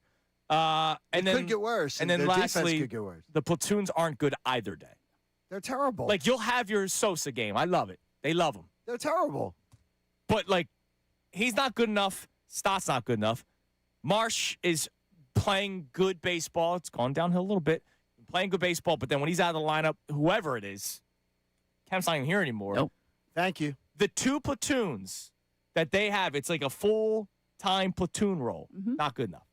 No, it's terrible. That's 4, 5, 6, and 7 in your order. That's horrible. That's 4 outs. yeah, And it's now. I will ask you: Are any one of you going to tell me you're surprised No, because I was about this is any like of those what we things? talked about all Yeah. And Yeah. we've been talking about it for 2 or 3 years. I'm surprised that there's 6 games under 500. yeah. It's the Yes. level to which this is bad that Yeah. is surprising. Not that This these are early. the issues. But these things won't change. Like, there's not the things that I wrote down. Nothing's changing. I don't think there's going to be all of a sudden this is Garcia. You want to hold on to? Fine. Yeah, keep Everybody buying else, those lottery tickets. Everybody else, I don't think it's going to change. And so this is who they are. Now, what they are is they've made the playoffs. That's about it. They're not winning a World Series with this team. Sorry. I mean, it's April 21st. And I, on April 21st, know that this Phillies team's not winning a World Series with this roster. Feels early. Not just checks and balances. Feels early. It does feel early. I'm not saying they're That's winning going a to World win the Series. division. How about this? No. They would be the worst lineup to win a World Series, maybe along the lines of ever. Like, they rotation lineup. You couldn't give me a team that bad to ever win a World Series. I probably could. 4 through 8 in the order. Get your research going. Think about this: 4 through 8. That means your 4-hole hitter. That means your 5-hole hitter. That means your 6-hole hitter. Give me your research. 4 and through the 8 in the order rotation. sucks. Yep. Yeah, and they change it all the time because they're just trying to find which one will work that day. You better The get answer your is- interns working on that one, Connor. Oh, you have interns? Fine. Connor Coming has up like next. 3. There's like 100 World Series. There's no way they're the worst. Well, get to work. Our man Andrew DeCecco. Today's tight end day with Andrew DeCecco here on 97.5 The Fanatic. Now on 97.5 The Fanatic Sports Update.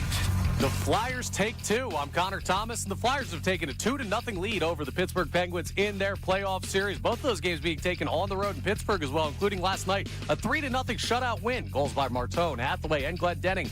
And Dan Vladar was awesome in net once again. Here's how it sounded here on the Fanatic. Tippett had to be pushed off the puck, but he gains control. Sidesteps a man. He's got Hathaway in front. He scores!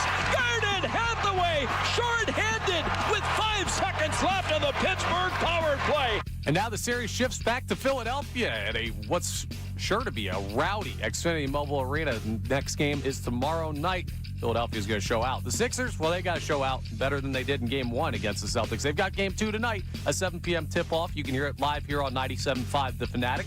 The Phillies lost again last night, falling to the Cubs in Wrigley 5-1. They've now lost 6 straight as their free fall continues. Game 2 is tonight at 7:40 p.m. Jesus Luzardo faces off against Shota Imanaga.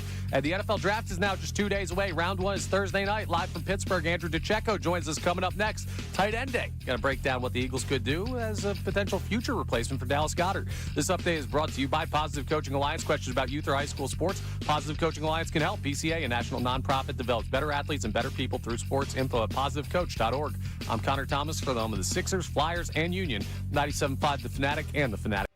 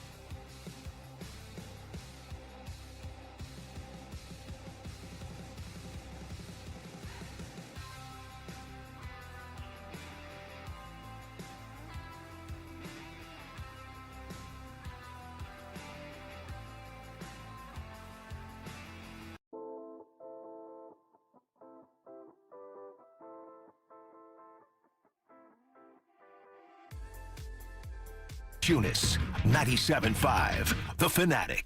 The final hour of Kincade Salciunas is presented to you by The Bagster. It's a dumpster in a bag. You can get yours today at Home Depot and Lowe's. You need details? Go to bagster.com. Wood on our YouTube chat in response to the list of things that I gave you about the Phillies that's just not going to change. Like, it's just not going to get better, and there's unfortunately a long list. Dawood says, Andrew, the formula to beat the Phils is simple. Don't throw the top three like anything, and dare 4 through 9 to beat you. 4 through 9. 4 through 9. This isn't 7, 8, 9. Yeah, exactly. It's not the bottom. 4 through 9. I mean, your cleanup hitter on down.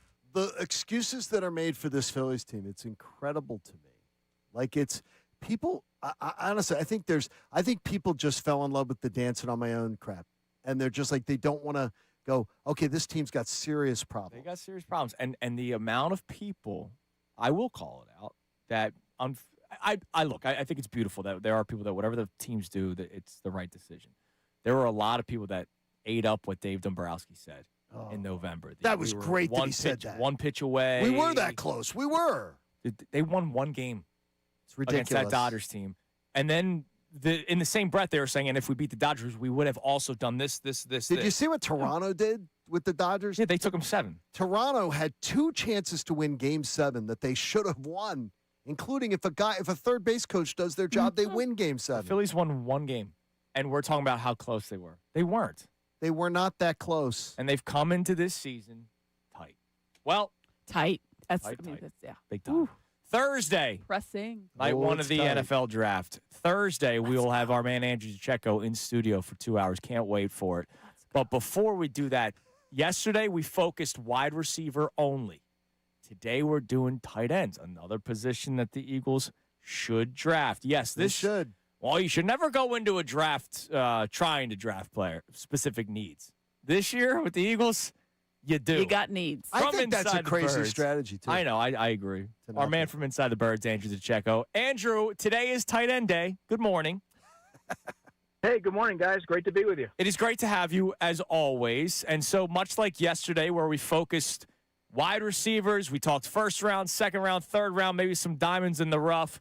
Let's start with tight end. And in case people did not watch much Oregon Ducks football, what makes Kenyon Sadiq such a special prospect going into this NFL draft? And just how aggressive do you think the Eagles could be in order to land him? Well, it's a little deceiving because if you were just to go off of his stats at Oregon, you would probably ask yourself, why is someone who's being billed as the top tight end not having a more productive college career? But I think it could have been a byproduct of the offense. This is an explosive player who can work 3 levels of the field, including stretching teams vertically down the seam.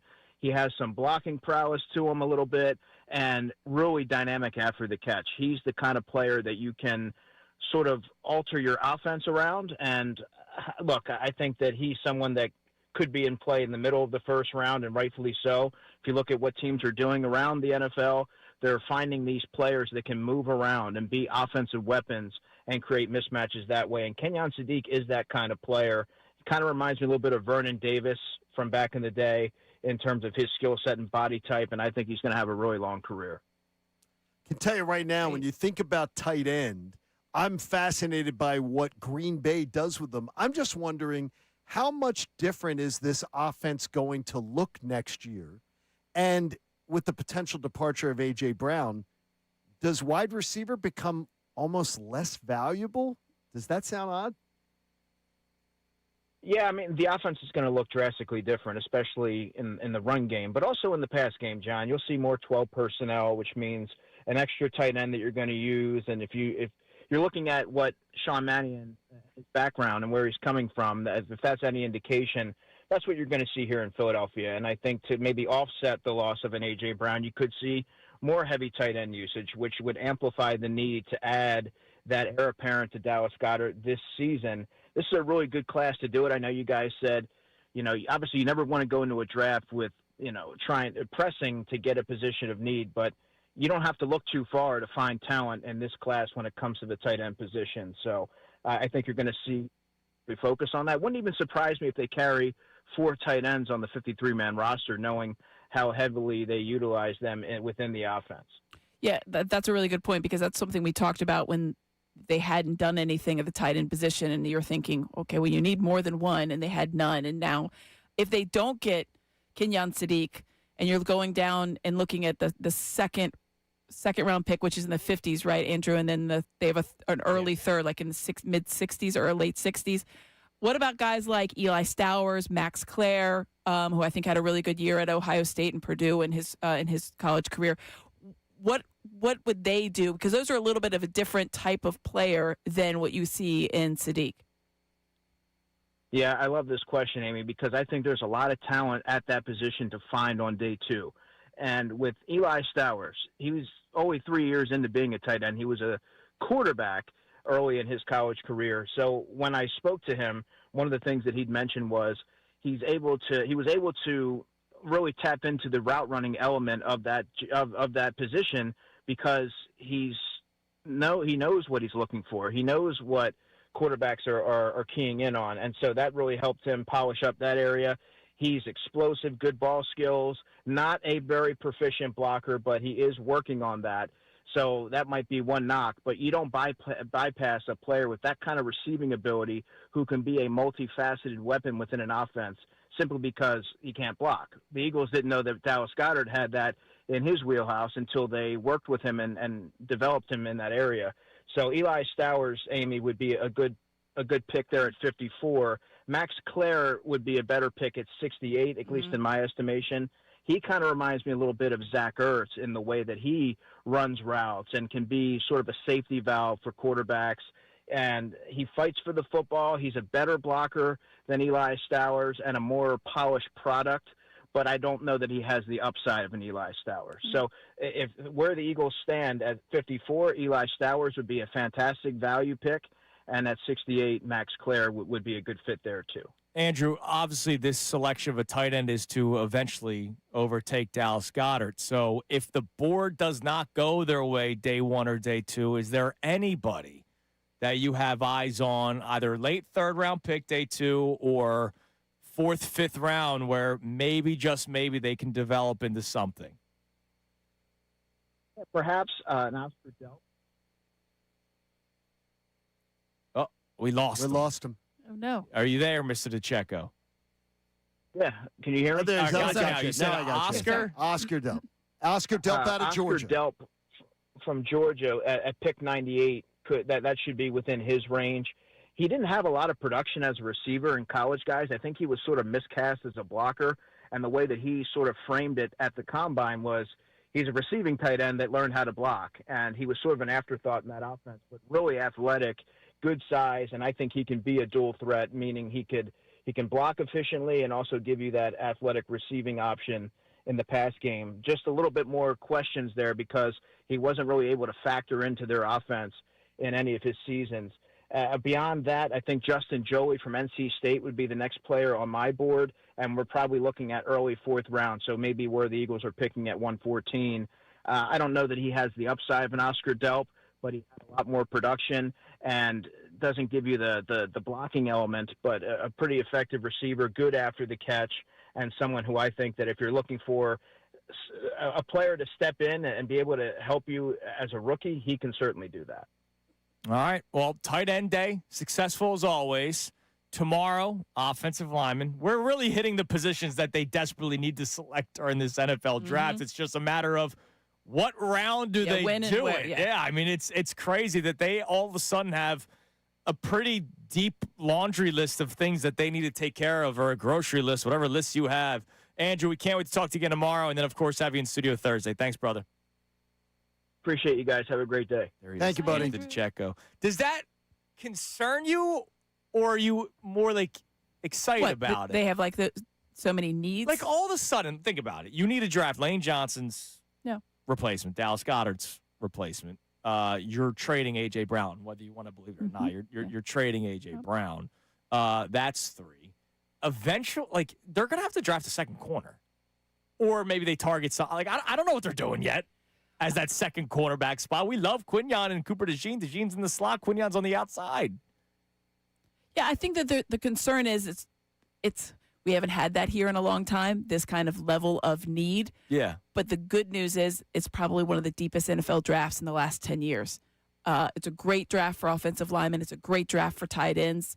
It's a good draft for wide receivers. So I think that you're like, all right, well, if you're ever going to like have a bunch of needs, this is our good time to have it. But yeah, I do think that you still draft best player available. You can't get hemmed into like, oh my God, we have to take a tight end in the second round. No, you don't have to take a tight end in the second round because there's enough tight ends throughout that are going to help you. You take the best player for your team at that point. Because if you get hemmed into that, then you're sitting there in the third round thinking, I have to take this. Well, you should have taken somebody earlier. As Amy brings up the offensive lineman, there's one of the only groups, offensive lineman is one of the only groups that next year they say isn't better. This year, offensive lineman, like this is the year if you're going to go get. So that means you're going to go guard, get offensive too. lineman. Yeah, yes, buddy. yes, it does. Because next year, got a lot of picks. So many position groups are better next year. Because next year's draft is quarterback. A really good draft. Like it's really good, but not offensive. Offensive lineman. This is the year to go shopping, and it's not as sexy. It's not going to get everybody all excited. They love but the you trenches. better be excited. I love it. Eagles love the trenches. I love it as a fan because it's one for them. Yeah, I feel like Eagles fans know that the trenches are. Yeah, by the way, they need another edge rusher, too. Oh, yes. Just saying. All of a sudden, there's a list. A big one. All right, coming up next. One more time, you hear the Flyers montage from last night's victory. We preview Game 2, Sixers Celtics. And earlier, I asked you if Rob Thompson survives the week. We all assume that there might be a change if it continues to go this poorly. What is it? We'll discuss all that next, and we'll announce our winner for the Philly Sports Strips contest, Kincade Salciunas 97.5 The Fanatic.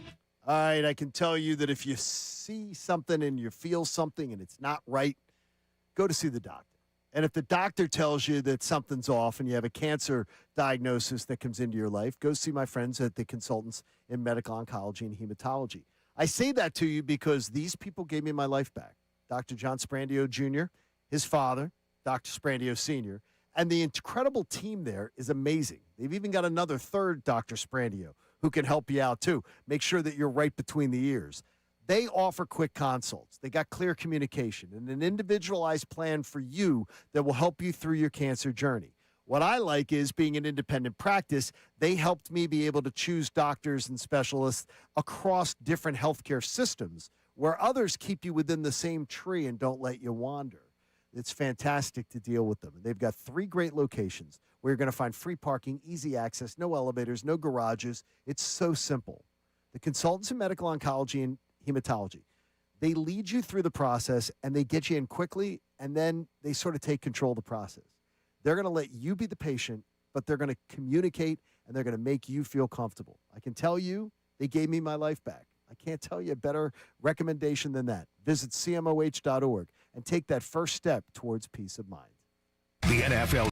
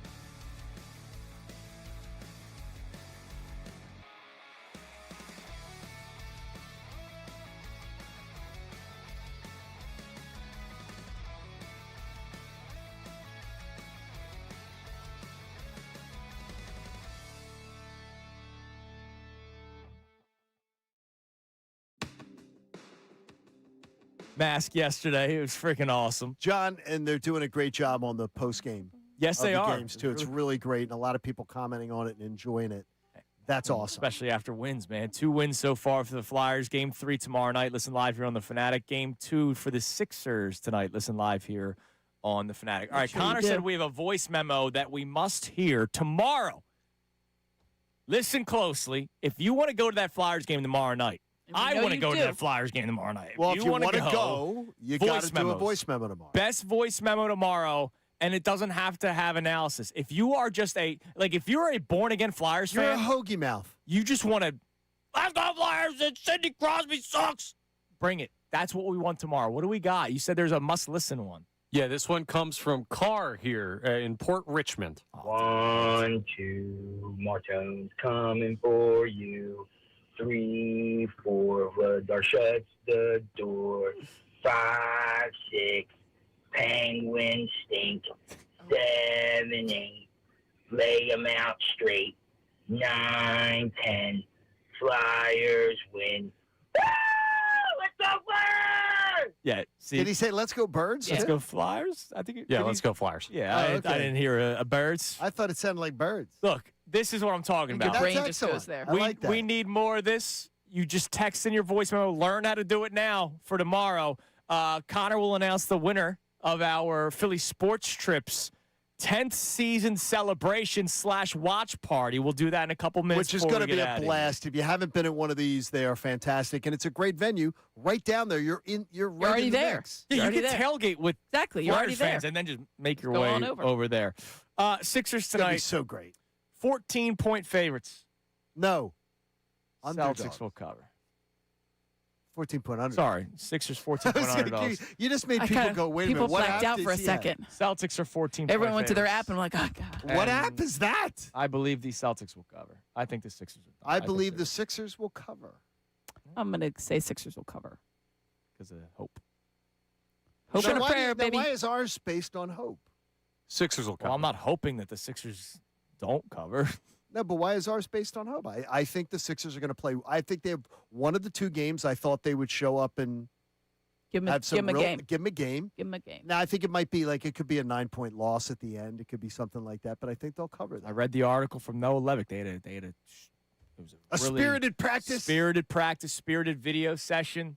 You know, guys just weren't on the same page. I'm glad that game 1 of the playoffs were on the same page. Well, I want to know what Paul George was doing on Sunday. I really do. Not shooting Cardio? the ball. Yeah. Honestly, how do you not, Amy? The look on your face earlier when you even talked about it is, how does he not shoot the basketball? 2 threes. I mean, that's. I just think that, that's impossible. And Andrew and I talked about it a little bit when you were with your students. Just you have to bomb away. You know that you have. It's the only shot. And what Nick Nurse said afterwards was clearly a talking point, because he said it in the post game, and then you heard several players say it as well. So you know it was something that was hammered home. Just because the shot doesn't go in first doesn't mean you stop shooting it. He said, basically, we got gun shy and we stopped shooting it. And he was just like, he was imploring them to shoot. Tyrese Maxey was like, all right, I'll take 20 shots. VJ Edgecombe, I'll take 16. I'll take 5 threes. Yeah. I won't make a one, but I'm going to keep on taking them. Paul George, playing in the most playoff games of anybody on that team, took 2 threes and 8 total shots in 28 minutes. He's getting paid. Quentin more than Grimes all didn't those take a guys. single shot in the first 12 minutes he was out there. You know, I'm going to say right now, I hope he's on the team next year. I don't. It's Quentin Grimes' The experience. only prayer you have is to just try to do whatever you can. Driving in the paint, that's only going to work a couple of times because you're going to turn the ball over the way that they've stacked the paint against you. You got to shoot it. Daryl Morey's love for Quentin Grimes actually kind of disgusts me. Jeffrey wants to know, since Amy is closer to it, what endears Nick Nurse to people that he deserves another shot to coach this team? I think anybody that looks at wanting to fire Nick Nurse has to look at the totality of what he's been given and think, what coach in your mind would win with what he's dealt with? That's all I'm saying. When people ask me that question, like, why aren't they firing Nick Nurse? I'm like, all right, well, who do you want that's going to come here that you're going to be able to get that's going to win when you have 21 games of $160 million? Jay Wright's going to come out of retirement. How long have we been hearing that one? Coach Wright is a wonderful coach. He does not win any part of the NBA. He would have done that years and years and years ago.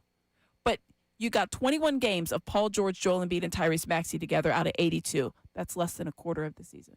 And that's basically you're looking, a quarter of the season? Yeah, but that's the same old. Exactly. So that's the thing. Like, it's whatever you want. Exactly. So if that's what you're okay with, then that's what you have to stomach. So when you ask what people like, well, why do you want him back? Like, I don't know. Because, like, you feel like he hasn't given a fair shot? Is that my response? I'm not sure. I haven't really, like, dwelled on. I'm trying to, like, live in the moment, just try to fight each day and think about what I'm going to talk about for 45 minutes.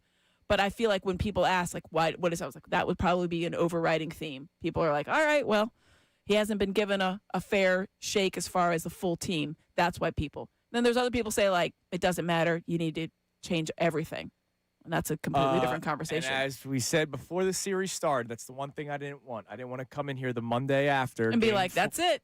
And blow it up. Yeah. But they keep playing like this. We're going to do that. All right, who's our winner of the Philly Sports Trips little celebration? We're going to give it to Carr in Port Richmond for the Freddie Krueger Flyer song. All right, so Carr, congratulations. I think that is great. He could still try to win the tickets tomorrow night, too, or tomorrow morning for tomorrow night's game. Come up with another good rhyme. Hell yeah. Let's Nothing bring as it. creepy as the Freddie Krueger, though. All right, on the I'll record. be thinking of that tonight. On the record, if the Phillies continue to play poorly this week, we all believe something will shake up. Amy and I were talking about this during the break, a couple breaks ago. I think Alec Bohm, phantom injury. Yeah, I think he needs a reset. Alec Bohm could be the Brandon Marsh Alec thing. Bohm's going to agree to that? A contract year? I think right now, with everything else that's going on in his life, a reset is a good idea for him. I could see going down. Do you think his agent's going to agree to that? I'm not saying he needs that. Fired one. Maybe you go down to the AAA to work some things out. He's got a lot going on extra. It's obviously affecting him. I feel for him in that regard. The way he's playing right now is not getting paid either. So maybe that's phantom injured list, and then he comes back and hits the ball, and he gets paid. Anything for you? Hopefully Kevin Long. All right. Amy? Is the sacrificial lamb. Oh, I don't want anybody to have to be a sacrificial lamb. Well, no, I'd prefer it that Kevin Long and Rob Thompson leave together. But it's okay. Does something happen? I've seen enough. Two lambs. I've seen enough. Before the end of the week? No. Yeah. All right, Connor. They lean on Wheeler coming back. Nothing goes negative-wise. That's good. That's Nothing changes. All right. Middays with Marsh comes your way next. Everybody have a great rest of your day. The Game 2 victory party continues here on the Fanatic. Now on